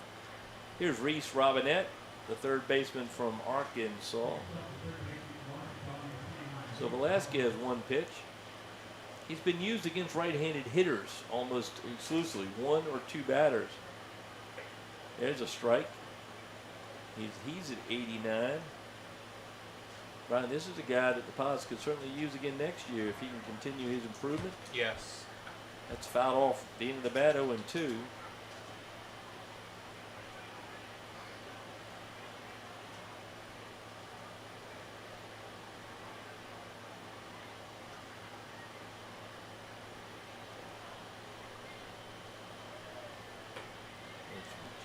Just a missed away, 1-2.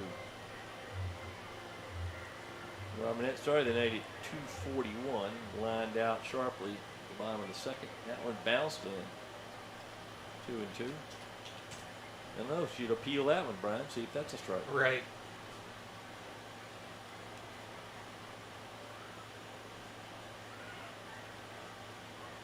Velasquez looks in at Cole Stanford. That one missed. 3-2.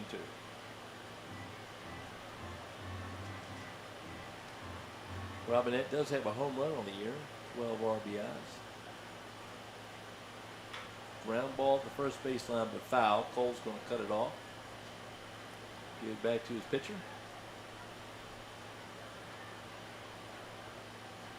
And for the first time all season, they're going to play a ball that has been touched. Wow. Not often. First, watch this one do a loop-de-loop. Right. He's flat on one side. 3-2 pitch from Velasquez. Swing and a miss. Velasquez gets the strikeout. Second out of the inning. And here comes Connor Plaster, the designated hitter from UVA Wise.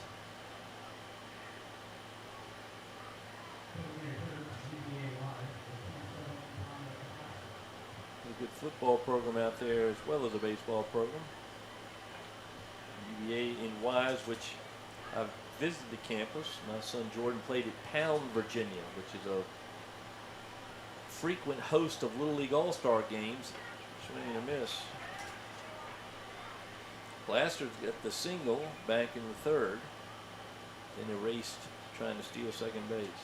Yeah, I thought about going out there for school. It's a good school. It's a long way out there. It was a long way out, and they didn't have a really what I was exactly looking for. 1-2, swing and a miss. So Velasquez with a good inning, 3 up, 3 down. We go to the bottom of the 5th. He's going to get a nice hand as all the local guys know him. Caskey, Dooley, and Martinez.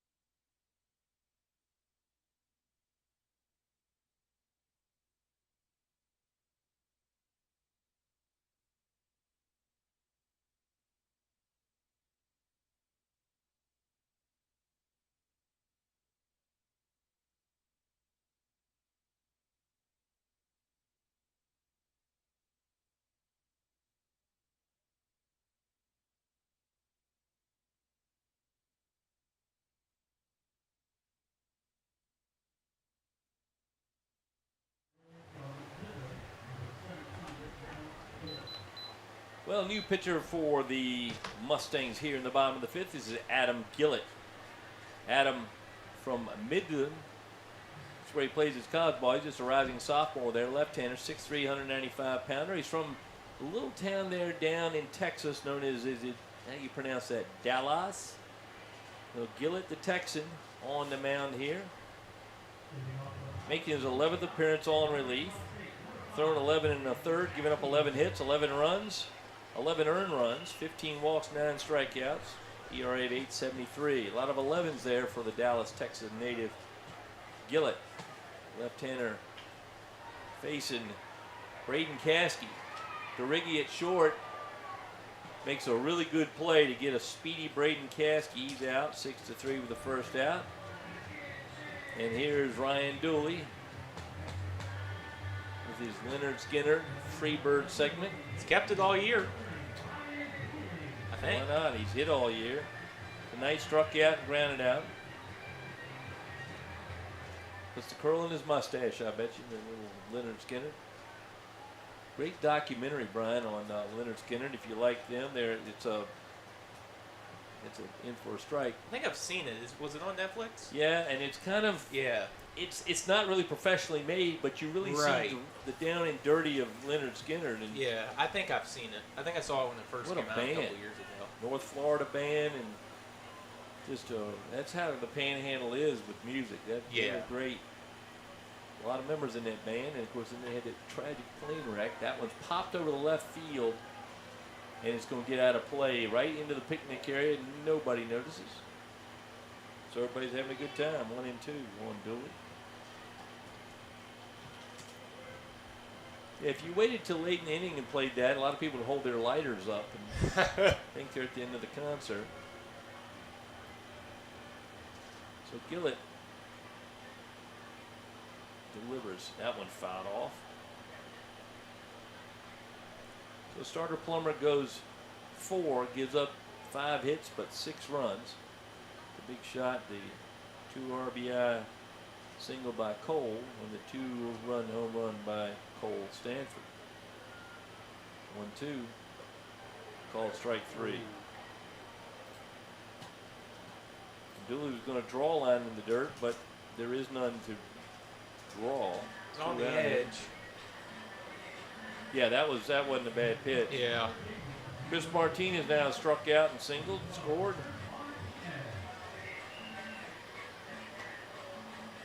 And Brian, this is the last game of the season. Have we checked his spikes tonight? Yes. They continue still white to survive in the bright white. Playing on the artificial dirt has helped here at home. And let's take them mighty clean on the road. That one's up, ball 1. Yeah, the only place with dirt on the road. Moorhead doesn't have dirt? Moorhead does. Wilmington does. Wilson does them. Wilson does. Holly Springs is all turf. The whole field turf? Yep. Yeah. Martinsville is infield artificial mound dirt, outfield grass. Missed again. Those are the only ones I've seen. 3-0. Oh, Tri-City's all dirt, all dirt naturally, grass. yeah. Ground ball. DeRiggi to his left, behind second base, makes a throw, and that ends the inning. So a good one for Gillett. The Pilots lead at 6-2. We go to the 6th, back in just a minute.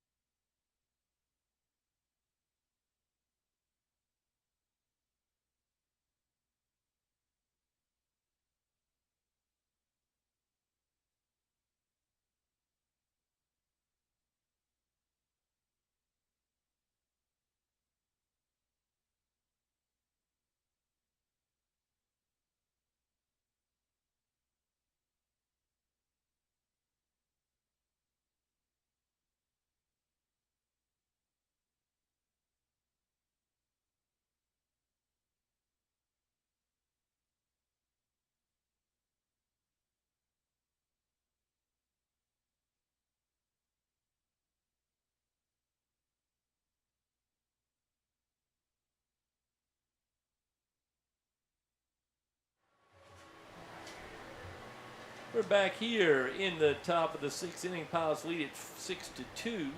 New pitcher for the Pilots, and I mean a new pitcher for the Pilots. Looks to me making his debut. This is Dylan Beck. Dylan Beck comes to us from Chesapeake, Virginia, where half the team comes to us from. He plays at Young Harris, rising senior there, 6'2", 205-pounder. Making his debut against the top of the order. So Beck is your pitcher, and DeRiggi your hitter, and he's got a 1-1 count.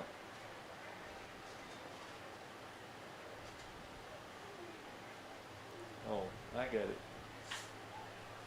Ground ball first, one hopper. Cole's going to throw to Beck and let him get in on the action, and he does. Scored 3-1 for the first out. Got to keep those pitchers moving, Brian. You don't want them to get lazy. They're athletes too. Want to send out a birthday wish here to Mackenzie Jordan, who's the daughter of superfan Wendy's. And so happy birthday to Mackenzie Jordan. Ground ball right back at Beck, off his leg. So while we're wishing Mackenzie a happy birthday, Beck is in the book again. That's a base hit off the leg of Beck. He wanted to get in the game. He's in the game. That's right. Base hit given to Fallon. Nothing that the infielders could do, and nothing that Beck could do. So Fallon on for his first time. Now he struck out twice against this, once against Calden, once against Garnier. Here's Drew Needham. He pops it foul over towards the picnic area. Strike one. Nobody moves. Nope. Mackenzie, we're glad hope you're watching.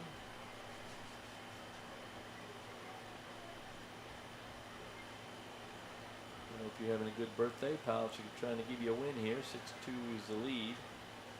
Needham takes one in for a ball. 1-1 to Drew Needham. He struck out in double tonight. Scored back in the first. And he knocked in the first run, DeRiggi. Runner holds, pitches in, caught a ball in an ever-changing zone.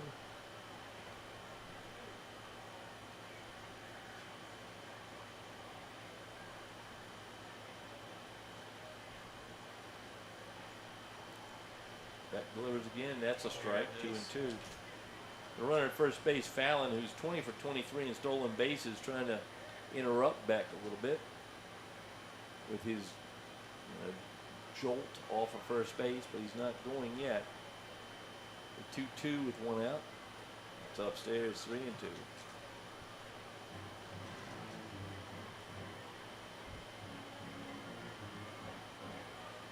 I don't know where young Harris is. Where he goes to school. See if you can find it. It goes runner second. That one's in for a walk. So 2 on, 1 out here against Beck. And here comes Lucas Carmichael. Carmichael tonight with a walk and a strikeout. Cole Stammers is going to go out and talk to his new friend and pitcher. Young Harris College in Young Harris, Georgia. Oh, of course. How could we not? Right. Young Harris, Methodist Georgia. affiliated liberal arts college. Well, you got a wonder now. You got the guy from Catawba, Georgia, talking to the guy from Young Harris. Do you think that? Let's have a little raffle. How many times was the word y'all said in that conversation? 2 on here, 1 out. Pilots looking for a double play to get out of it and help their Georgian pitcher. Carmichael had a really good at bat against Lincoln Ransom. Ended up forcing a walk. Stole a base, got to third, but Ransom settled down and struck out 2 to get out of the inning. That pitch in for ball 1. It's not a bad pitch. No.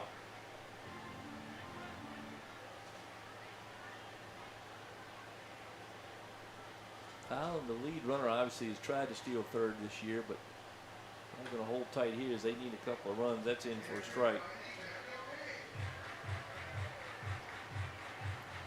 Needham and Hunter Cole talking down there. They've played against each other all season.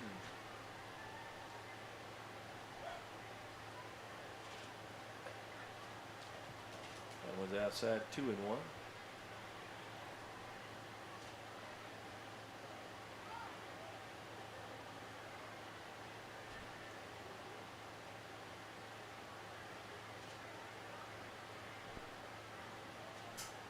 Swing, big swing, but a miss. 2-2 on Carmichael.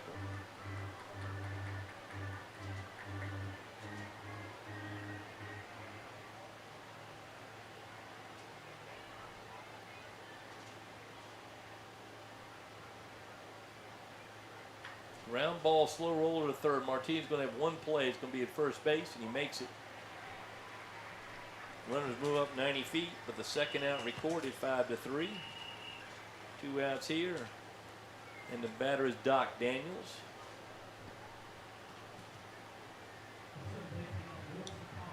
Struck out and singled. He knocked a run in back in the first. I can't find anything about the source of his name. I imagine somebody yelled Doc when he was born, and maybe this guy ended up on there. Of course, I have a friend, Bo Montague, who you could ask 999 of the 1,000 people he knows, and they wouldn't be able to tell you his first name. Been called Bo since his sister tagged him. His older sister tagged him with it. 2-0.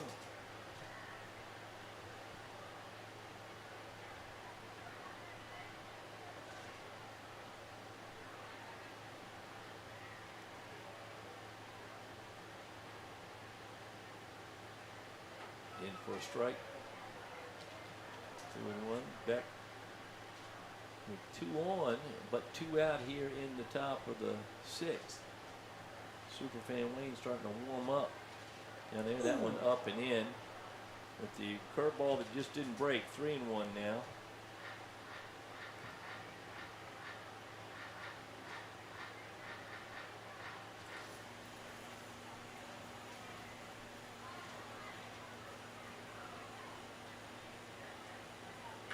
Line to the second base. Up cleanly with it is Cisco. Throws to first.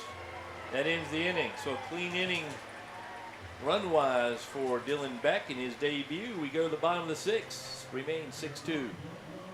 Peninsula.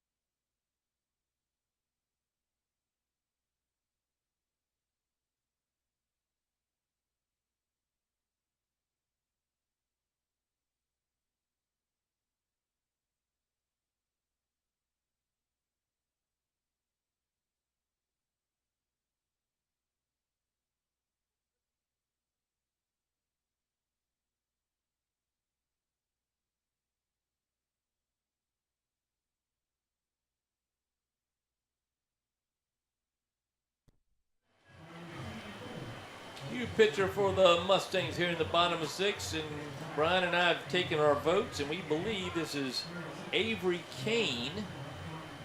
Avery from North Carolina A&T, 5'7", 192-pound right-hander. He is from Thomasville, North Carolina. Kane making his 12th appearance on the year, all in relief. He's thrown 13 2/3 innings, given up 14 hits, 9 runs, but only 7 earned. 8 walks, 4 strikeouts. He's got a 1-0 record with 1 save and a 4.61 ERA for Kane. Oh, fans doing the wave. Well, it took them long enough to learn that. We were glad they are. They did it at the soccer game the other night. They had 3 fans trying to instruct them up at CNU. There's maybe a couple seats left in this place. Yes, it's a big crowd, kind of like opening night Yeah. in that first weekend. So Ethan Ott to face Avery Kane. Ott tonight driven it deep to center for a fly out, and he's doubled deep to right center for a base hit, and he scored a run in the second. Ethan, one of the hottest hitters. He takes a strike. And Superfan Wayne's going to give him heck for that one. Low on the tall Ethan Ott from Chesapeake, Virginia, which seems like half the players in the game are from Chesapeake tonight. Only one not in is Dunaway, who's I just worry about that, whatever it is. What a year he's had.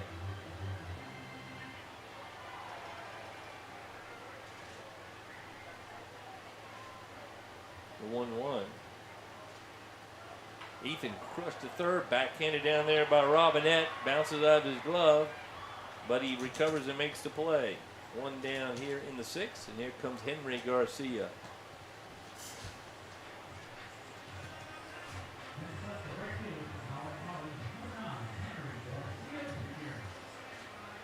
Henry Garcia Jr. hit by a pitch, scored a run, walked, scored a run, so no official at bats, but he scored 2 runs tonight. I think he would prefer the walk than the hit by a pitch. Yes. Just taking a stab at that. Kane looks in to Garcia. Swing and a miss. Henry was trying to hit that one to the bus parked out there in left field. Beyond left field. Hope Henry gets a chance, maybe get a chance to go home a little bit before he goes back to Texas. That one's in, called a strike. Wow. If it wasn't the last game, we might see Hank get a little upset again. 0-2 on Henry. Rusher moves to the outside corner. Henry pops it to short right field. It's going to be the right fielder in foul territory. Oh, what a catch. And he made the catch. What a nice play out there by Carmichael. He palmed it. He's made a couple of good catches. He made the one on Trey Morgan. That's a good play out there for the William and Mary tribe member. So 2 out here in the sixth. Kane facing Trey Morgan.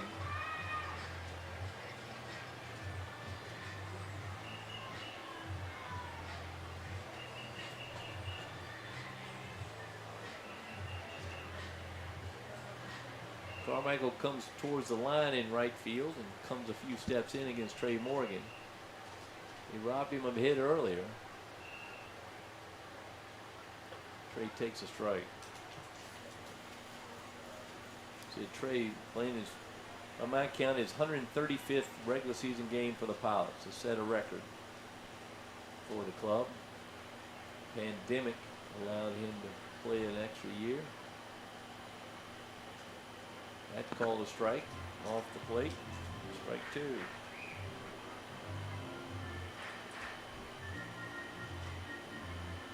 And 5 hits for the Pilots, but 6 runs on that board. 4 hits for the Mustangs.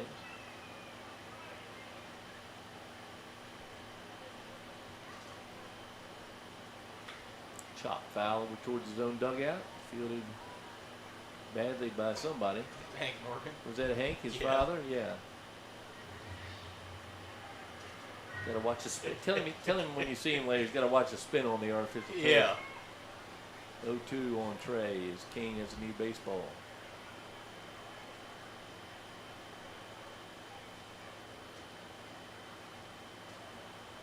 Fouled it off, right off the wrist.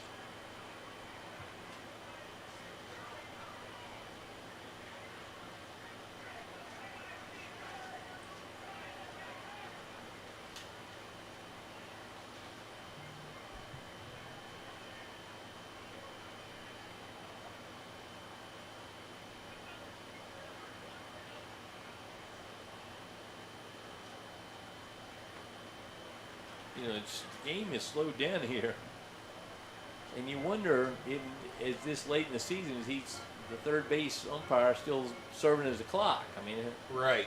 Doesn't seem to be watching a watch or anything.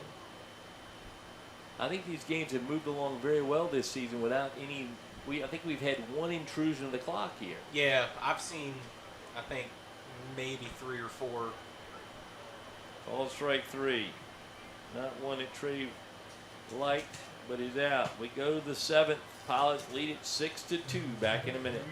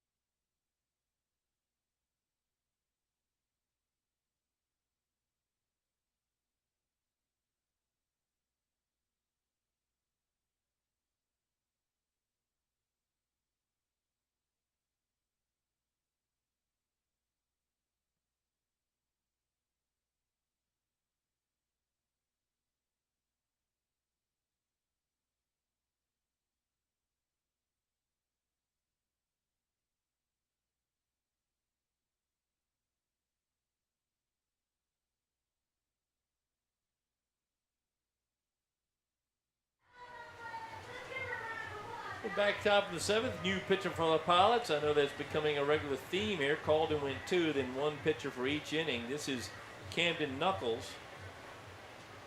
Camden hails from Richmond, Virginia. Plays in Richmond at Virginia Commonwealth. Right-hander, 6'4", 230-pounder for the Pilots this season. Knuckles making his 13th appearance all in relief, thrown 15 and 2/3, giving up 19 hits, 14 runs, 13 earned, 13 walks, 18 strikeouts. He's 0-1 with a 7.46 ERA. So Knuckles from VCU on for the 7th. And while they're talking at the mound, I want to mention a couple pitchers here for the Pilots who played a couple of years for us. Vinny Bashara made 6 appearances this year, 6 appearances last year. Pitched against us in 2020 for the Greenbrier Knights, played for the Knights again in 2021. But Vinny been a great 4 years with you, young man at Old Dominion from Norfolk. We sure enjoyed having him here at the ballpark as Bo Rusher, the catcher, stands in for the Mustangs here to start the 7th. Knuckles with an 0-1 count. Ground ball, third baseline, backhanded by Martinez. Throw over just in time. Good pick out there by Cole. Nice play by Martinez. One down here. Want to mention another guy we're missing. We had the Rocket come in late last year. 2-1 with a 1.38 ERA. This year started off a little slow but came back. He left with an 0-2 record but a 2.54 ERA. And we lost him early in the season. Yeah, it was like right before the All-Star game. College consideration, I would call that. Coach didn't want him to pitch too much. But, man, we've enjoyed having Samuel Richard from Williamsburg with us. Ooh. And that one hits the batter right in the head. If Francis gets hit right in the helmet, down comes the coaches, out comes the trainer supplied by the Pilots. Turned his head and kind of got him right in the back, but clearly in the helmet. Hopefully he's okay. Greg Snook out talking to his player. So is everybody's out there and the trainer. As they're going to review how he's doing. Francis is going to stay in the game. That's good, and that's why they wear the helmets. And he's going to be okay. I know Knuckle didn't want to do that. 90-mile-an-hour fastball to the head. So 1 out and 1 on here. Francis going to go down to first base. Trainer going right with him to make sure he's okay. No need to fool around here in the Coastal Plain League. You saw what happened with Anthony Rizzo recently, right?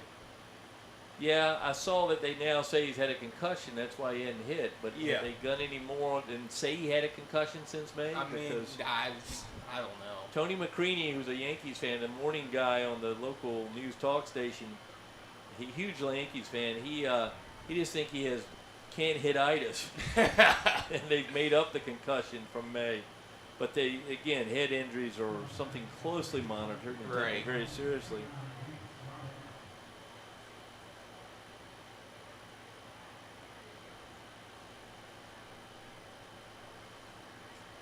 So Knuckles with 1 on, and he put there.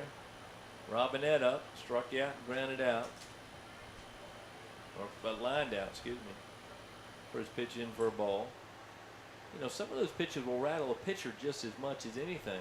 But they don't want to hit anybody in the head. That's not the goal here. The goal is to get them to swing through some pitches. 2-0 on Robinette. France is over at first. He's 0-1 for stolen bases, so doubtful he's going to go. That one's in. Strike 1, 2-1. Knuckles just a hard thrower. Yeah, he is. No question about that. Superfan Wayne with us, so be sure your pets are not in the room. He has improved. He has improved. Let's just say that. Yes. Not sure he's using one of those vocal machines like Taylor Swift, but it sounds a little better this year. That one up and in at 90 miles an hour. The entire stadium flinched on that. Yeah. 3-2 on Robinette.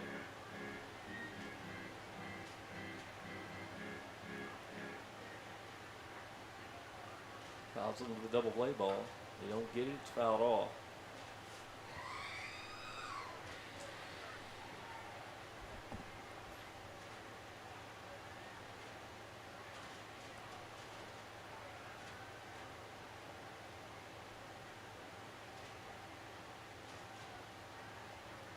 Three-two pitch.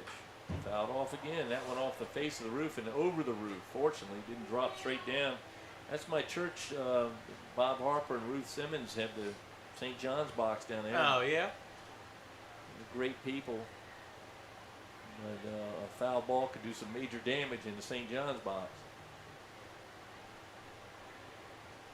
A 3-2 again.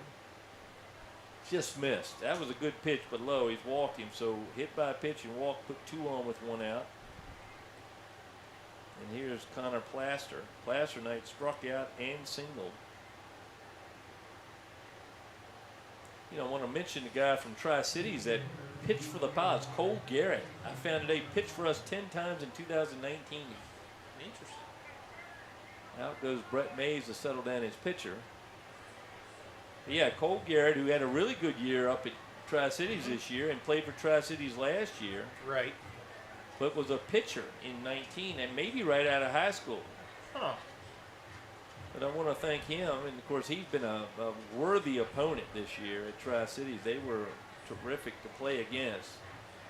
More fun than beat than to not win. And the other guys on my list, and we might as well say them now. I don't want to miss anybody, but you know, Zach Morris, the VMI Cadet, played 3 seasons for the Pilots and played against us in 2020, as I recall. In fact, and Mason Dunaway, the all-star, all-everything this season, in his 3rd season with the Pilots, he actually played against us in 2020, and then he played against the pitcher, Vinny Bashir. There's a bunt down the 3rd baseline. Martinez with 1 play, makes a flip over there. What a nice, smooth throw by Chris Martinez. He's figured out that 3rd base flip. Yeah, he has. Fielding it on the run, being able to step into your throw. So a sacrifice. I'll score the sacrifice. Yeah.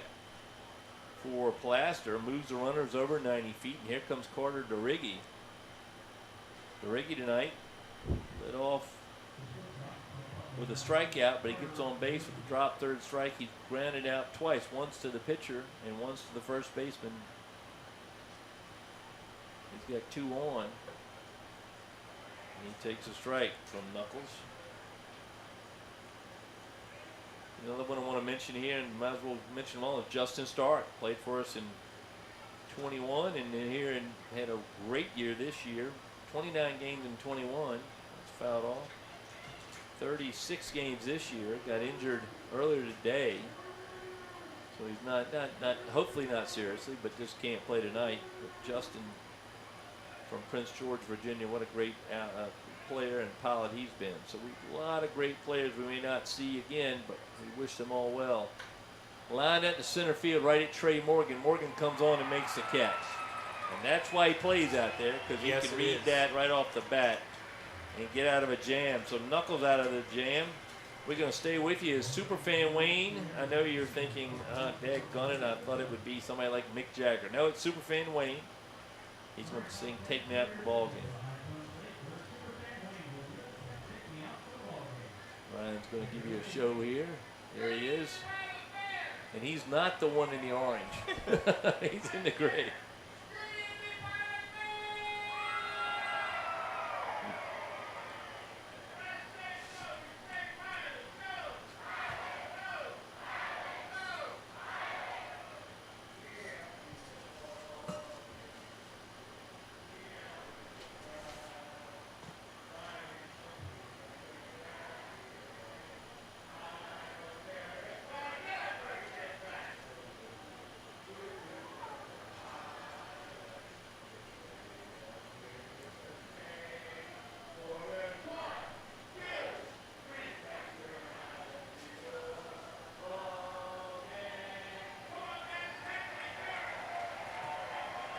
Superfan Wayne entertaining the fans. And a new pitcher for the Martinsville Mustangs. We believe this is Trevor Barnes from Lynchburg College. Probably Lynchburg University now, but rising sophomore there, left-handed pitcher, 6 foot, 185-pounder from Collinsville, Virginia. So Barnes is your pitcher here in the 7th. We get some statistics on him.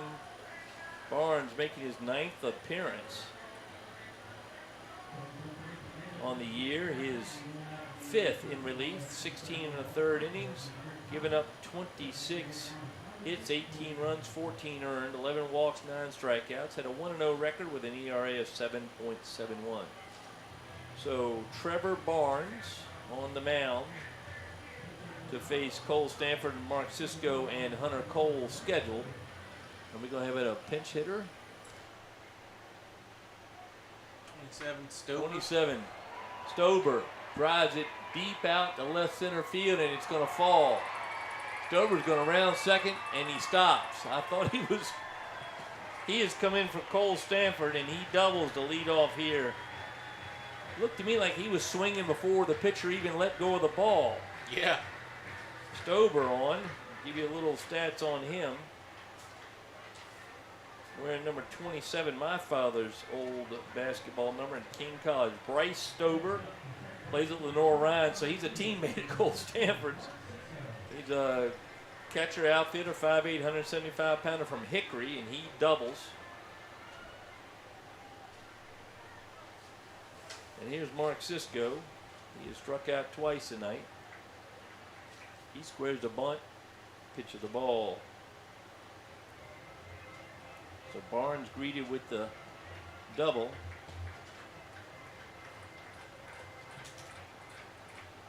Stober now 7 for 16 in his short time with the Pilots. Just his 7th game. And that one's fouled off by Cisco. That's his 2nd double of the year. Stober 2 for 2 in stolen bases. So 2 Lenore Ryan catchers, huh? Squares the bunt, bunts it.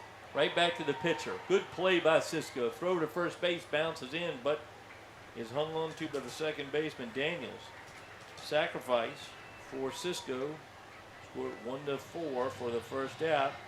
And over the third goes Stober.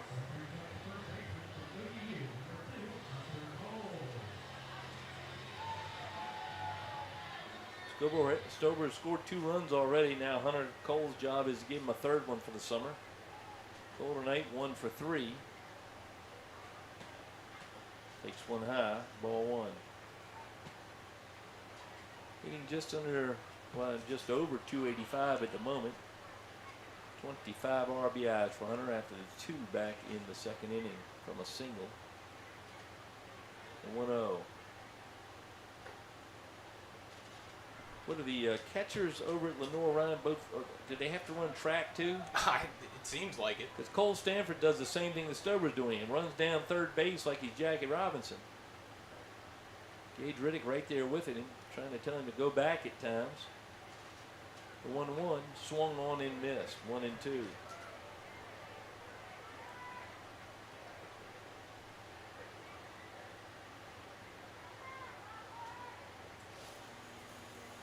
Ball game. Pilots wouldn't mind putting a few more on the board, getting a few more guys to hit tonight.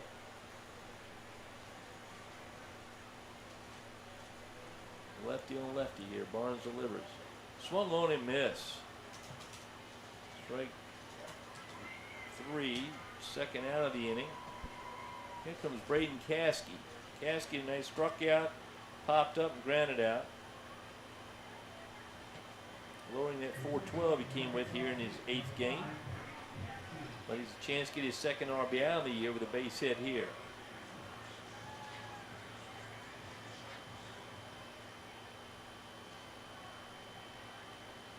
He squares the bunt, pulls it back. It's the mirror image of Trey Morgan. Yeah.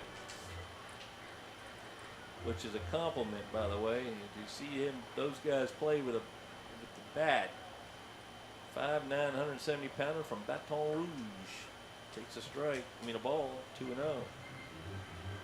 Caskey's added instant speed and bat handling for the Pilots this season.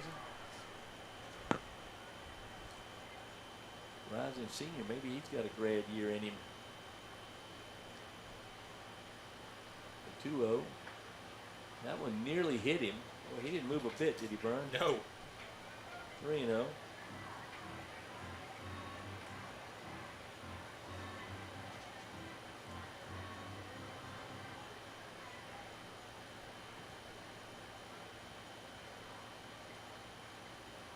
Didn't move on that one either. Took fourth ball almost right across the knuckles.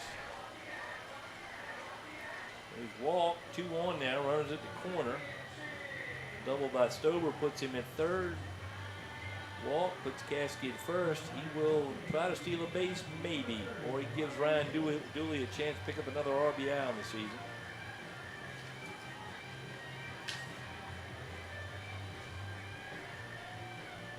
Dooley with 23 so far.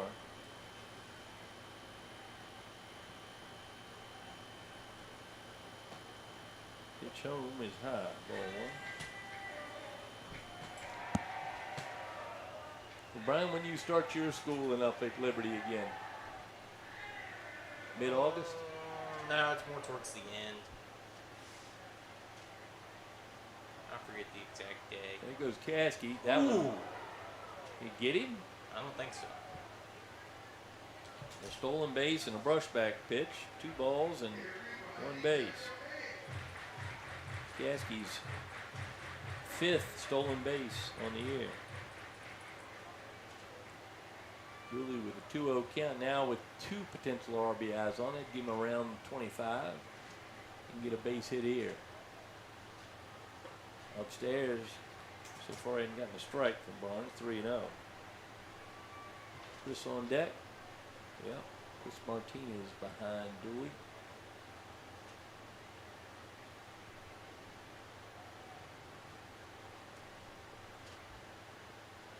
In for a strike, taken all the way.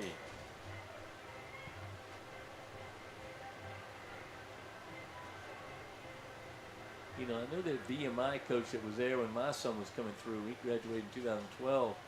I think he left VMI and went to James Madison eventually. I don't know if he's still there. That one's upstairs. He walked him on 5 pitches. So 2 walks. Put bases full of pilots, and here comes Martinez. And Martinez is one of those guys we've seen lift fly balls deep into the bullpen and beyond. That would be a topper of a season for him. Right now he's 1 for 3 with a single back in the second. He got the hit parade going there with the leadoff single. So lefty to the righty Martinez. Looked like he was taking all the way. Yeah, that was kind of freeze tag there, and he couldn't move. Takes the ball. I guess when you see 4 out of 5 against your predecessor, you just wait till you see a strike. 1-0. Curveball misses high, 2-0. So Martinez is thinking, hey, if I see one where I like it, I'm going to see how far I can hit it. Out goes the catcher, Bo Rusher. He's going to have a little confidence building session here. Gage Riddick's going to come down and talk to Chris Martinez. What is he saying, Brian? Go ahead and hit the ball over the fence, Chris. That's my advice. Yeah. As your coach, I suggest you hit the ball over the fence. Send Alexis down there and she'll talk to him. Tell him just to hit the ball. Just hit the ball. That's what she's turned Hunter Cole's whole career around with that advice. One of our great interns this year, Alexis Rogers. That one's away. 3-0. All of a sudden, Barnes can't find the plate. Gave up the leadoff double to Stover. Cisco sacrifice, then a strikeout with 2 walks. Now 3-0 count. Martinez fouls off the first strike he's seen. 3-1.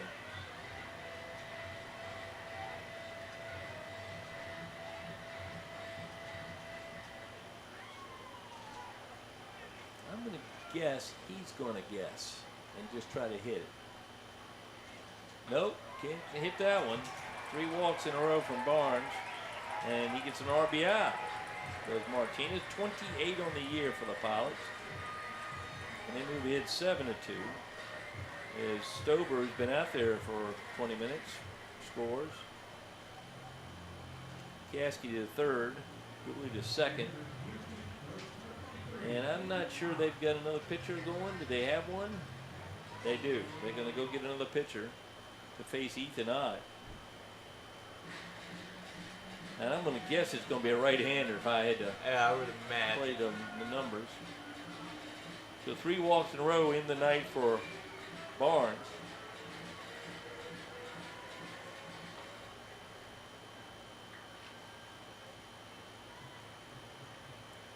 And we're going to try to get the numbers.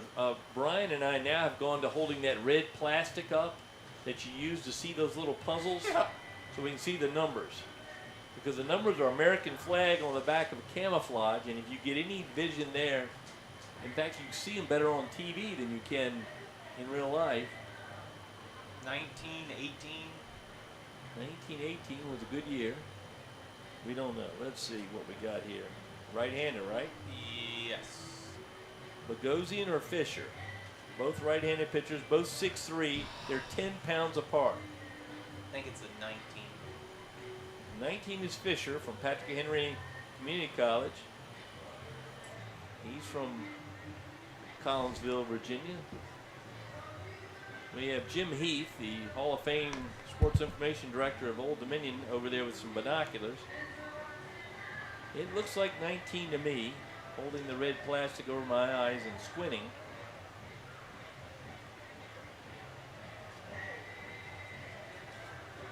There's discussion in the room next to me. 19. It is 19. It is Andrew Fisher. Andrew Fisher making his 12th appearance all in relief. He's thrown 18 innings, given up 22 hits, 21 runs. I think he threw 18 against earned. us Yes, he has thrown against us. 16 the other day. earned runs, 17 strikeouts, 16 walks. Well, Fisher has thrown, and I have that statistic here. He's actually had 3 appearances against us. 7 innings, given up 7 hits, 10 runs, 7 earned, 6 walks, and 2 strikeouts. So Fisher on the mound now to face Ethan I. And if there's anyone that can hit a grand slam, it's I, especially this month. And he hit a high towering shot. It's carrying out to left. Underneath it though is Robinette. Reaches up, makes the catch. Still 101 That's Francis, off excuse the me. bat.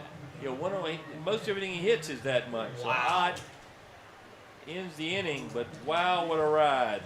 Good play. It's Ian Fisher that made the catch. We go to the 8th. Back in just a minute.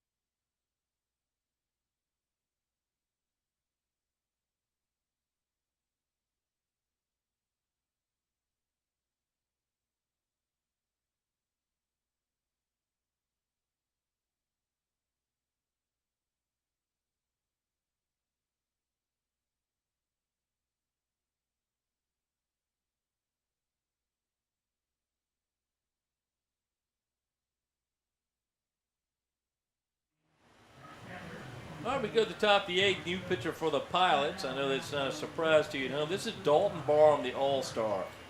And what a summer Dalton's had.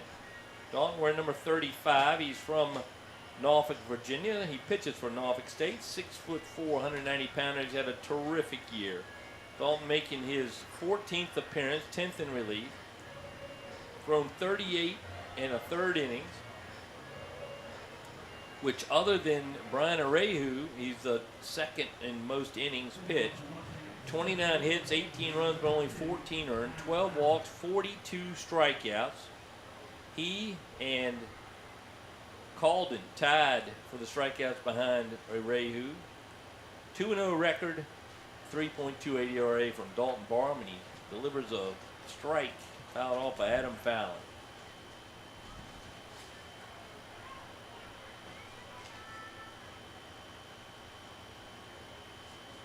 He'll be a rising redshirt senior over at Norfolk State. That one's fouled off sharply.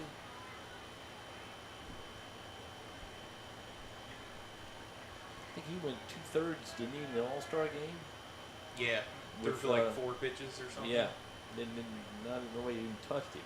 0-2. Whoa. Brian, that's what we call the strike that it's been a strike all night pitch. Yes. Called a ball. 1-2 on Fallon from Bowling Green. Struck out twice and singled. Struck out 3 times and singled. One out here in the 8th. This is expected to be Drew Needham, left-handed hitting Western Carolina student athlete. Double and an RBI in the first, struck out in the 4th, and walked in the 6th. He's 1 for 2 tonight. 22 RBIs on the year now. It's a lefty on lefty. Barham with that easy delivery is a strike. 90 miles an hour.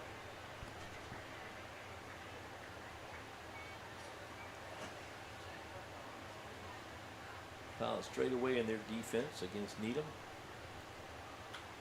Popped high over towards the children's play area. There was screaming and gnashing of teeth, but fortunately it may have got a piece of the roof down there. Yeah, I think it read the roof. Even the Star Wars characters are screaming now. Aiden Cantwell. I don't know what we'll do without Aiden in our lives after tonight. No telling. I have to start watching the Star Wars, the Cantina song. 0-2 on Needham from Barham. Ground ball, base hit, right field. Single from Needham. 7-2 ball game here. And here's Lucas Carmichael, who's been active in a lot of things tonight, including 2 good catches in right. He walked, got around the 3rd and the 4th inning against Lincoln Ransom, but Ransom settled down to strike out the other 3 guys he saw that inning. That was quite an inning from Lincoln. William Mary Tribe member stands in. Rather than a 279, he's 0 for 2 with a walk tonight. Pitch is up. Ball 1.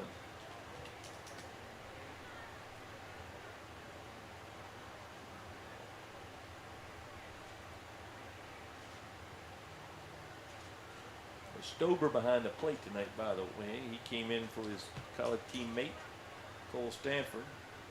It's a second one for a ball. Brian, that's been called a strike. Yes. Tonight.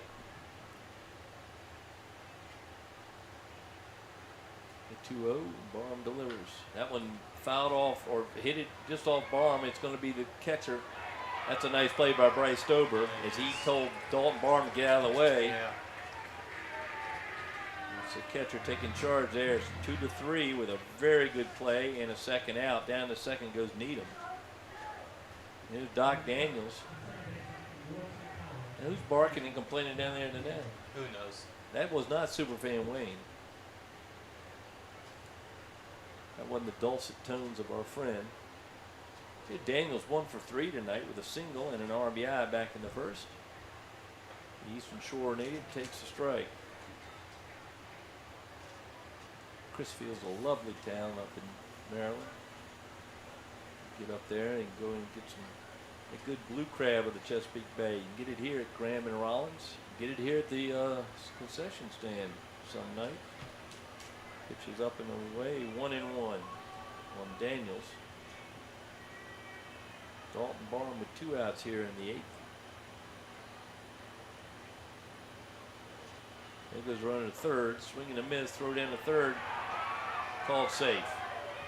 Good throw, good tag, just not in time. Needham steals a base, his 4th of the year. Pitch was a strike though, 1-2.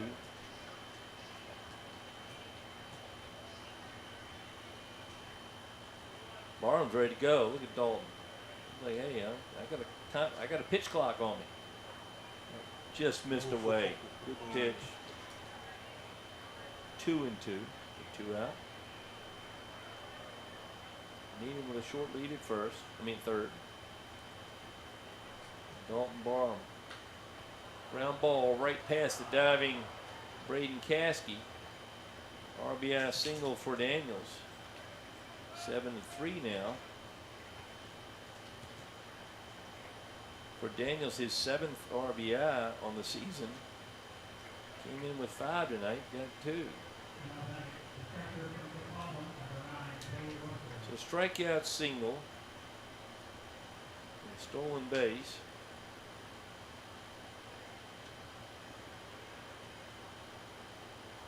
And here's Bo Rusher, the catcher. Up and in. Tall but catching. Ball 1. Lefty facing the left-hander Dalton Barham. Giant Dr. Doolittle-sized Lunamoth goes across the infield. That's in for a strike. Used to see those more often during the summer. We had a very mild June here in Virginia. And a late summer. That one low. 2-1. Yeah, I remember you telling me stories of them before. Yeah, I mean, one night you felt like Dr. Doolittle was going to fly on one in here. It was huge. The 2-1. Chopper over towards Cisco. He's got it on 2 hops. Underhands it to Hunter Cole, and that retires the side. So the Pilots give up a couple hits and a run, but they lead at 7-3. We go to the bottom of the 8th. Come on back.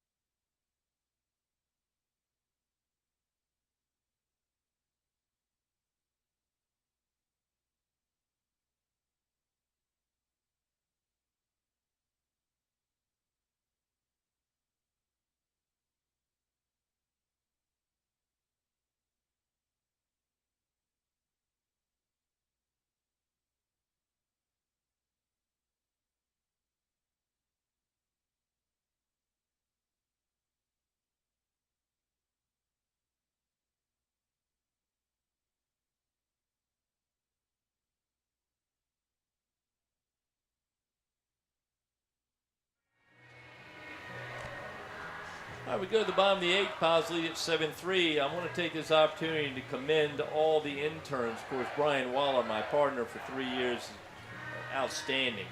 We'll talk more about him later. But the guys up in the booth, David Henshaw and Aiden Cantwell, we kid Aiden a lot. Yeah, that's right. We don't kid David near as much as he probably deserves, but those 2 guys have done a great job. New ones this year, Matty Mullenbach, whose brother played here. Eric Huffman back with us for a 2nd year. Alexis Rogers, who helped me out in the booth last weekend doing the groundskeeping here. Reagan Williams, of course, superb this year. And then our 2nd year is Macy Worstel from Williamsburg and Summer Kelly. They have really done a great job. And, of course, the son of one of my friends, Sammy Johnson, the son of Dave Johnson, the great writer for the Daily Press for many years, now a sports information guy for William & Mary, but Sammy has done some terrific writing, and he's got that in his future. It's been fun having him and David and Aiden up here in the booth with Brian and me, and I want to thank all of them for all they do. We'll do that one before the time. As I give my partner some not silent instruction, we got one more group we want to thank. So here is Henry Garcia facing Fisher, and that's popped up over in the infield, but it looks like it's going to get out of play, and it does right in the grandstand. Strike one on Henry tonight. Walk, hit by a pitch, and popped up, so he's 0 for 1. I miss Huffman and Eric running around the outfield when we had him. Oh, that was the awesome. streak out there. That was awesome. And, I think he's too cool for that now. We tried to get him to do it for the last game, but he's got a reputation now. He worked for the Tides last year. He doesn't want to ruin it. Now he's working with his dad. Up in the law firm? The law firm, yeah. Brad Huffman, a nice guy. He and his brother Charlie do a great job. 0-1 on Garcia. No swing on that one. It's still funny when people meet him and then I start calling him Huffman and they're like, Huffman? Yeah. And I'm like, yeah. You'll sing brothers-in-law, brothers-in-law. Fellow members of the bar. That one curves away. 2-1 on Henry. What a year, what a great pilot he's been this year. What a find by Hank Morgan. He and Matt Mitchell have done a good job getting these players here this summer. Driven to center field, on comes Fallon, and he drops the catch. Henry back at first. It's got to be an error. No, it fell in front of him. Did it fall in front of him? It fell in front of him. I'm looking through a couple pair of glasses. All right, good. Give it a single. I thought he got there. So a leadoff single. Here's Trey Morgan, which may be his last at bat. Right. 5 summers. Tonight, he has doubled. Excuse me, he has singled, knocked in a run, popped up and struck you out. Wouldn't it be funny if his last at bat's a bunt? It would be. That'd be classic, wouldn't it? That's in for a strike. Well, he bunted his way on many a times in many important spots. And against Andrew Fisher. See what he does here with the 0-1 count.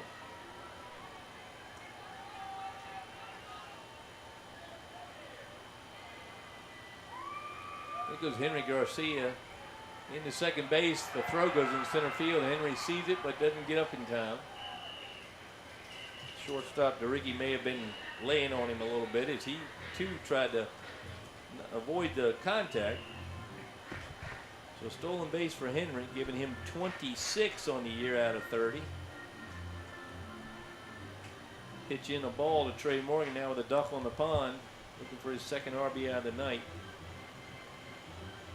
12 on the year, and even 13 sounds better.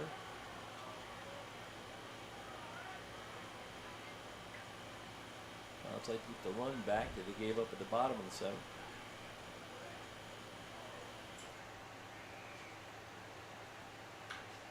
Pop to right center field. Fallon and Carmichael. It's going to be Carmichael that makes the catch. Throw comes to third base and in, but not in time. The pop up moves the runner 90 more feet down third. One out here in the 8th. And here comes Stober. His first at bat, he was on the plate about 3 seconds when he swung and knocked a double. He ended up scoring in the 7th. He almost put it out. He did. That was one of the hardest shots of the night. So Bryce Stober facing Fisher for the first time tonight. Bryce not wasting any time. He's like, we got to get going. Swings at the first pitch, fouls it off.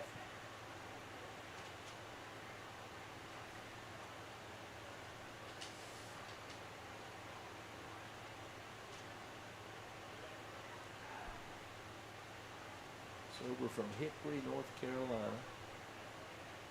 Infielder's coming in. That one gets away on the outside. Ball 1.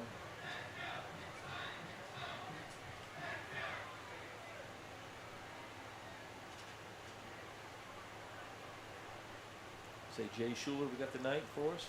That's what I was told. It looks like him out there, the right-hander.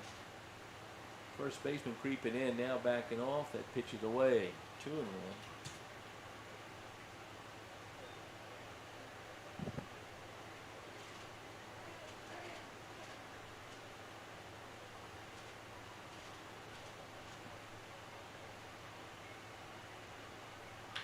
chopper up the middle. Fielded by DeRiggi. He goes to first just in time. Run does score, though. RBI for Stober. So a productive night for him. And the Pirates have pushed back out to the 5-run lead. 8-3 now. Here's Mark Cisco. Cisco's got a sacrifice, important, to add to that run in the 7th. Struck out twice before that. And then go to the bullpen. Brian, you had that slide. I asked you, did we get that slide made? Yeah, I did. I want to mention while we're having this meeting at the mound, Brian and I have talked a lot about the good food we've eaten this year. You got the hot sausage and the hot dogs, the Smokies, and the. I've had just about everything. And everything has been delicious. Our food provided this year by a group of good deed doers, as the Wizard of Oz would say. They're called the Do-Gooders of Hampton Roads, led by a friend of mine from Hampton High School, Waylon McDew. He's the president of that group. He's been joined out there by Simon Gupton, who was a great football player at Hampton High School, my time there. They have a motto, foster the spirit of doing good to others. And my goodness, don't we need that to be everybody's mantra in this day and age. Foster the spirit of doing good to others. So I want to thank Waylon and his group. And Brian and I can tell you, that's one of the nicest group of people you could ever meet. We have been well fed, and I want to thank them for all their service this year. I hope they made a lot of money down there. I really do, because they deserve it. We got a new pitcher, number 35. This is Sterling Thomas from North Carolina A&T. He is from Waynesville, North Carolina. 6'3", 215-pound left-handed pitcher is Sterling Thomas. To give a little information on Thomas, has he pitched against us before? The answer is yes. He's thrown one game against us, only 1/3 of an inning against us, so not much to measure there. And an ERA of that 1/3 of 54, so we scored against him with an earned run. Sidearm left-hander Thomas, making his overall 8th appearance, all in relief. 5 1/3 innings pitched, 16 hits, 20 runs in those 5 1/3. 18 runs, earned runs, 10 walks, 3 strikeouts. So it had been a great summer, but he's going to get out here and try to get his team out of a jam here in the 8th. They don't want to give up another run. And they've got 2 outs, so it's up to Sterling Thomas to try to get it out. But here's Cisco to try to keep this little bit of a energetic inning going.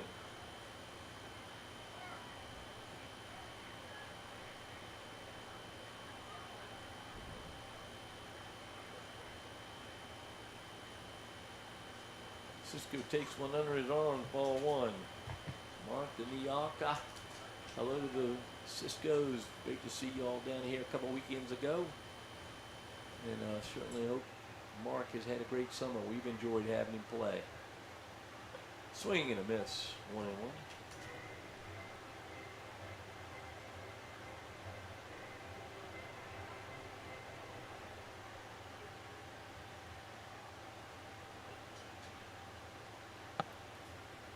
That pitch gets away all the way back. A wild pitch, but no harm, just ball 2. My friend Kevin O'Connell and Mark Fendrick down in the Merrill Lynch box tonight are having a good time, sending me pictures of Joy, one of their friends, and her son, and a group of young ladies down there having a big time. Kids are having fun tonight. Ground ball or short, DeRiggi to his right, makes the throw, and Needham keeps his foot on the base. He may need ice on that calf, but he kept his foot on the base. So nice play by Carter DeRiggi. Retires the side, but the Pirates pick up the run. They go up again, 8-3 now. Peninsula.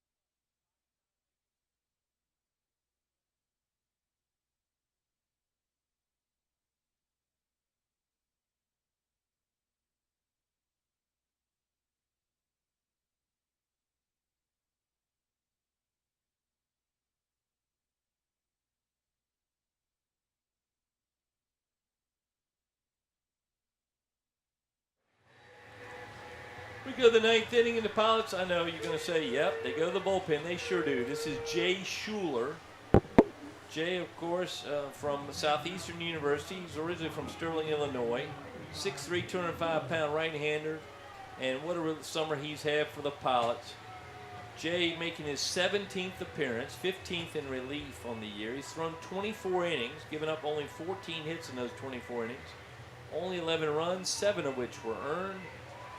The only weakness this summer has been walks. 19 walks against 27 strikeouts, 1-1 on the year with 3 saves, an ERA of 2.62. So take away 19 walks, cut that in half, and then the ERA is going to be way down. But what a summer Jay Schuler's had for the Pilots, and he's on to try to end this final regular season game of the 2023 season. I want to mention while I'm talking, the 2 guys over there, the announcer, Matt McCallick, who's now the spokesman for the Newport News Police Department, and of course, soon to be Hall of Famer, local Peninsula or Sports Hall of Famer, Jim Heath, doing our official scoring tonight. Matt and Jim, 2 guys I've worked with, in particular Jim before, and it's just an honor to be up here with them. Swing and a miss by Ian Francis. He was hitting the head last inning. Schuler comes in at 92 miles an hour. Tonight, Francis popped up twice and got on with the contact with the baseball. That one's fouled off quickly, 0-2. So Schuler trying to add to those 27 strikeout. You know, you're at home probably thinking we thank everybody, but we do. It takes a team like Tommy Bird running the concession areas. Tommy, a longtime Pilots fan. You know, Brian, before you got here, you used to sell ads for our program. Tommy is not a part of the organization. I don't know what they do with him now that he's doing the concessions, but he rolls around in one of those scooters, often with a grandchild on his lap. Oh, yeah. And serves some great food after the meal. He takes care of all the players from both teams. I know he handles most of the post-game meals, getting all that situated too. Does a nice job. That's a strikeout looking. Here's Reese Robinette, the third baseman tonight. He is lined out, struck out, and walked.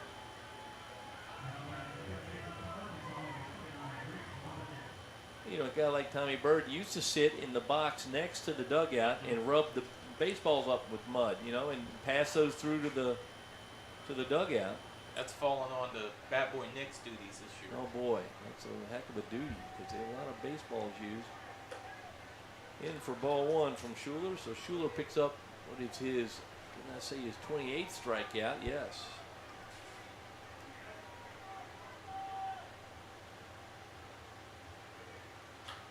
High fly ball fouled down towards that picnic area. And it hits the sidewalk, bounces up, bounces back over the wall, and then the left fielder, Dooley's going to toss it in the crowd. 1-1 on Robinette. You know, Matt Mitchell's done a great job as the general manager this year. Hank Morgan, his coaching staff, Dave Mitchell, Sergio Miranda, Brett Mays, Gage Riddick, and Will Flanders. Another tremendous summer from Hank and crew. Swing and a miss, 1-2.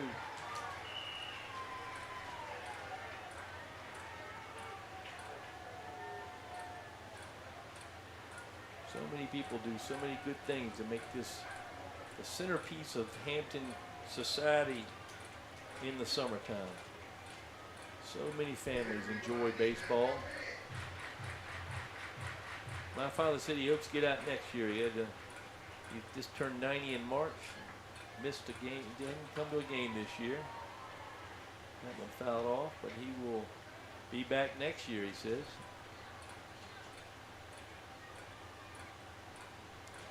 I really, the fans that you and I walk through on the left there as you come up the railing, they're there every night. Oh, yeah. And they're clearly, some of them are in their 70s, if not older. There's a long fly ball to the left. Back goes Dooley. He's got to catch it off the sign. Throw in to second base is a good one, but a stand-up double for Reese Robinette, his third of the year. So a 1-out double for Robinette. And here's Connor Plaster.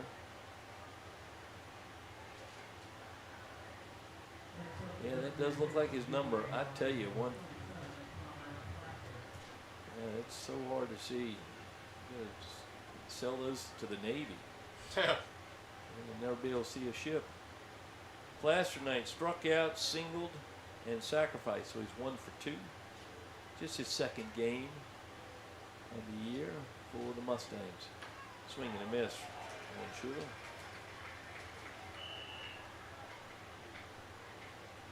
I'd like to thank Superfan Mark for filling in for Superfan Wayne a couple times, even though, believe it or not, I don't think I'd ever say this. He's not as good a singer as Wayne. More of a shouter. Yeah. Actually, maybe we just want to use an auctioneer, cover that song in about 10 seconds and be done with it when Wayne is not here. 0-2. Up 1-2 now on Plaster. DeRiggi on deck. 1 out here in the ninth. Fans are cheering just about everything. They're loud. That's up 2-2. Even Superfan Wayne could complain about that one. 2-2.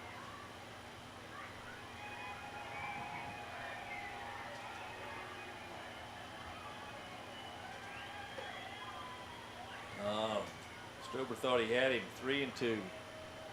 Still high in the zone.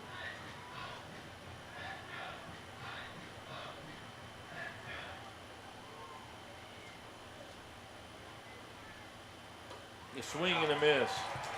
29th strikeout on the season for Jay Schuler. 2 down here in the ninth, and here's the leadoff man, Carter DeRiggi. DeRiggi tonight got on a drop third strike in the first and ended up scoring the first run of the ball game. He's grounded to the pitcher and he's grounded to first base and popped to center.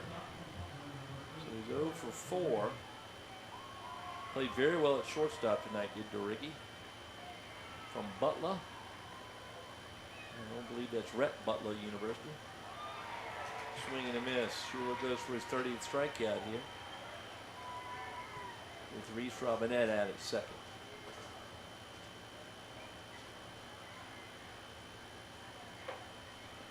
Pitch in. This gives them, well, this win would give them a 500 year, I think. I think it would. Yeah.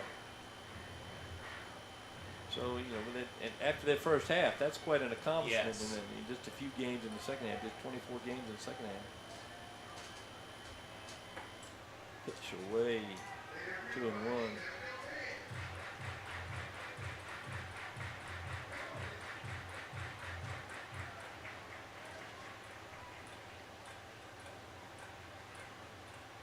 Making 15 to 9 in the second half, too. Popped up over our booth.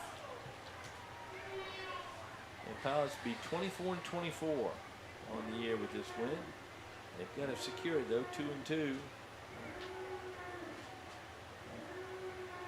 Fireworks to be shown here to the fans in the stands. We'll probably have a few words from Henry Morgan first. High fly ball to left center field. Trey Morgan on the run. And it bounces off the wall. 1 run in. Ball bounced off the wall, then Trey bounced off the wall. So a second double of the inning. That one by DeRiggi knocks in his 23rd RBI. And the celebration has to be held off now. 8-4. Schuler struck out 2 and given up 2 doubles. Here's Adam Fallon, who actually came in with the second highest average in the starting lineup, 316 tonight. He is singled, struck out twice. Actually singled and struck out 3 times. So DeRiggi at second base, Fallon at the plate, Schuler looking to close it out. Lined right up the middle, base hit. Trey Morgan's going to come on. There's going to be no throw home, as it seemed to slow in the grass. So a single there. Plate's another one, 8-5 now. And Drew Needham.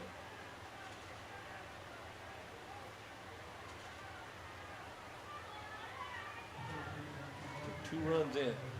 2 doubles and a singles off Schuler. Sandwiched around 2 strikeouts.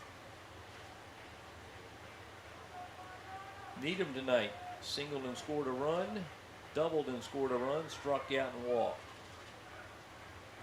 2 for 3 with that walk and 2 runs scored, 1 RBI. That was low from Schuler, ball 1.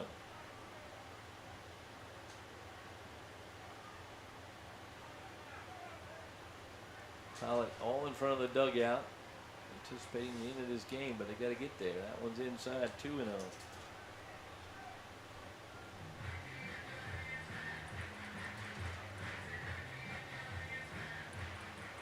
Carmichael on deck.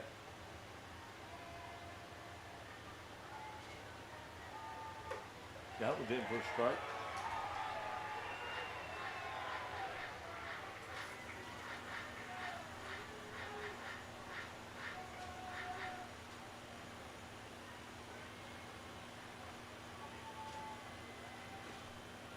Ball 3. This is Schuler's game to finish. He needs to throw a strike here and go after Needham. Needham does have 6 home runs on the year. He's got 7 home runs on the year. He just blasted that thing out right field. That thing hit the top of the tree. Yeah. That whole 420 footer down the third base line, so that's about 70 feet beyond the wall. wow.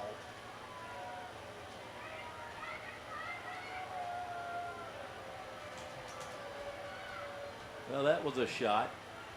107 miles an hour. The only other guy that hit it that fast was Ott hitting Huseman with the line drive. 4 runs in. Out comes Brett Mays to try to settle it down. There's nobody in the bullpen. It's going to be Schuler's game here to win. And he's got to get this last out. The last out's always the toughest. 4 runs from the Mustangs as they show life late. That might be one of the furthest ones we've seen. I think it is. That gets out. That clears the center field second screen. That's how long that one is. And he hit it straight up. He did. And I never saw it come down. I mean, I never did either. There's a tree behind the bullpen out there, and a light pole to its left as we face it. That thing went over that tree. There's going to be a neighbor that could complain about that when they find it in the backyard. So Needham with his 7th home run picks up 2 more RBIs, giving him 24 on the year, 3 tonight. And here's Carmichael. Schuler gets some encouragement from Brett Mays.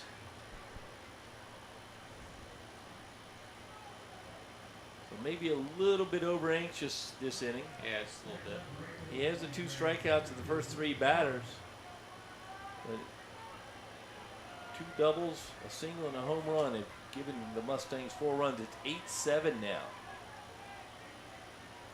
Schuler delivers, and Carmichael's trying to go for the tying swing, and he was way out in front of the off-speed. Well, shoot, it looked off-speed. He was so far out, but it was a 92-mile-an-hour fastball. 0-1 on Carmichael. Carmichael 0 for 3 with a walk. He takes one away, 1-1. So, win delayed here. 8-7 is the lead now. Both teams with a 4-run inning. House in the second. There's a second strike. We've been here before. Schuler's got to bear down and get that 3rd one. Schuler delivers. Line foul, just fouled down the 3rd baseline. That was his 3rd double if it had been 5 feet to the fair end. But instead, it's just a long foul ball. 1-2 on Carmichael. Schuler's going to close it out right here.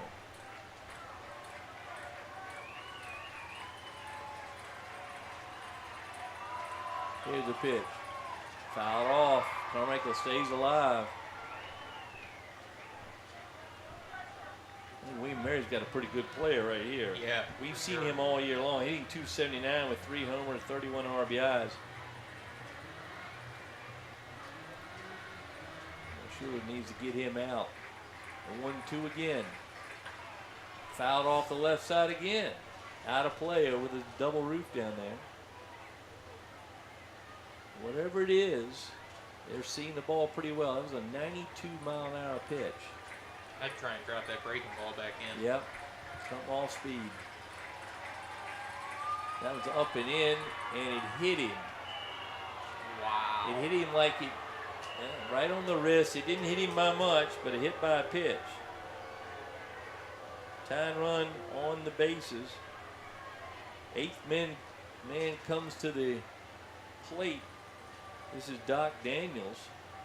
Daniels tonight. Single, knocked a run in. Struck out, grounded out, singled again, and knocked a run in. So 2 singles, 4 trips, 2 RBIs. Daniels was going for the home run. It would have been his first of the game, and first of the season. Carmichael would try to get to second base if I had to guess. There he goes. That pitch right across the plate called a ball. And Carmichael held up. He came back to the base. He had that stolen. 1-1 now on Daniels. Game getting exciting here. There goes the runner. Swing and a miss. Stober's throw, not in time. So 1-2 now with a duck on the pond in the form of Carmichael at second base. Wow, Brian, this has turned into an exciting game. This is crazy. That's the beauty of baseball. It's just bad to be on the wrong end of it. So a 1-2 pitch from Jay Schuler. Up, 2-2.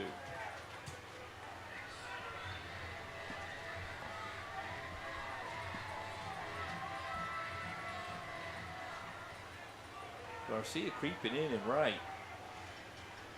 Trying to cut off that Texas League blooper. Here's the pitch. And it went that way, but it fouled off. 2-2 still. And Nick Parr's rubbing up a lot of baseballs tonight. Yeah, he is. Rubbing a lot in his inning. 10 hits now for the Mustangs. 10 hits. 4 in this inning. Here's the pitch. Struck him out. Well, that's an exciting inning. He gets his 30th strikeout and gets out of the inning. Pilots win it 8-7. They're going to celebrate the season on the mound, celebrate the time they spend together. The coaches are going to do the same as they come to the plate to shake hands. We're going to stay with you for a minute. We may just do let's just go straight to our Dominion Power. And as the fans cheer and the players shake hands and the coaches shake hands, let me talk a little bit about the guy that carries me through this for the 3rd year in a row, Brian Waller. As we have called many a game together now, but there is no harder working intern than the young man to my left. Brian Waller, a Warwick High School grad, now a student at Liberty University in Lynchburg. He's done such a great job. I hope you guys appreciate the camera work here, the cleanliness of the camera lenses, the angle of the cameras, the quickness with which he responds. He watches this game on a screen and somehow can keep up with me and my questions and my comments, with Wu Bei sitting on the other side of him, another guy that's much older than Brian, and the two of us have done games together for years, but nobody has handled this board as well as Brian Waller. So, folks, if you need a young man to help you with anything here on the Peninsula while he's in school or afterwards, I will commend him and write him as many letters as he needs. So, Brian, thank you for another marvelous season. Oh, yeah. I mean, it was fun. I had a blast. It has been a lot of fun. We get along great, and the whole group up here in the booth make it fun to come out and see everybody. So, thank you to Brian as the team shake hands now. We want to thank Dominion Power. We'll play the commercials at the end. You want to take a break now and do that? Why don't we do that? We'll take a quick break, talk about Dominion. We'll be back for just a few final thoughts on the season. Or do you want to stay with Henry? Dedicated to Stay with him. Let's stay with Henry. We'll get Dominion's commercials in the end. We thank them. Henry, thank you to Martinsville.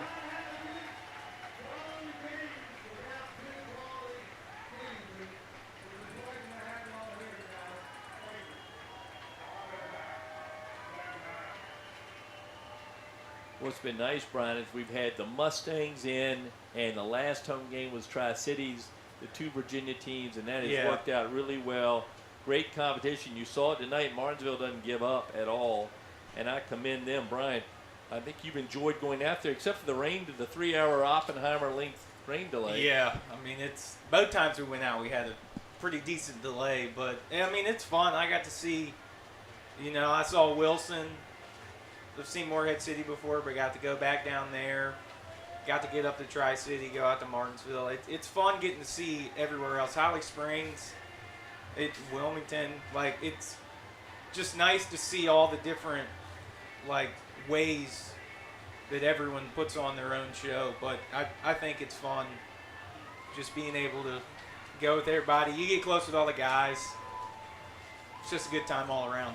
Well, you do, and it's your reports from the road this year have been outstanding, and I think the fans at home appreciate having the option to listen to the radio again. And you and Aiden, in particular, Aiden started with you here later in the year, but you guys have brought some great radio coverage of the Pilots on the road, and I know some fans, Jim Aaron's wife, Lisa, is very complimentary of you, and when you have good fans like that, you want to service and bring them the joy of baseball.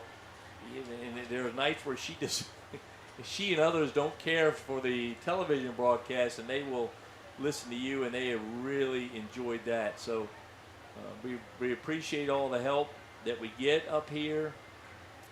Again, I think we've just had a tremendous year. You see Ralph Wood going out there on your right in the orange shirt. If you can see him on the screen, he's carrying his chair out. He's going to take some pictures of the fireworks.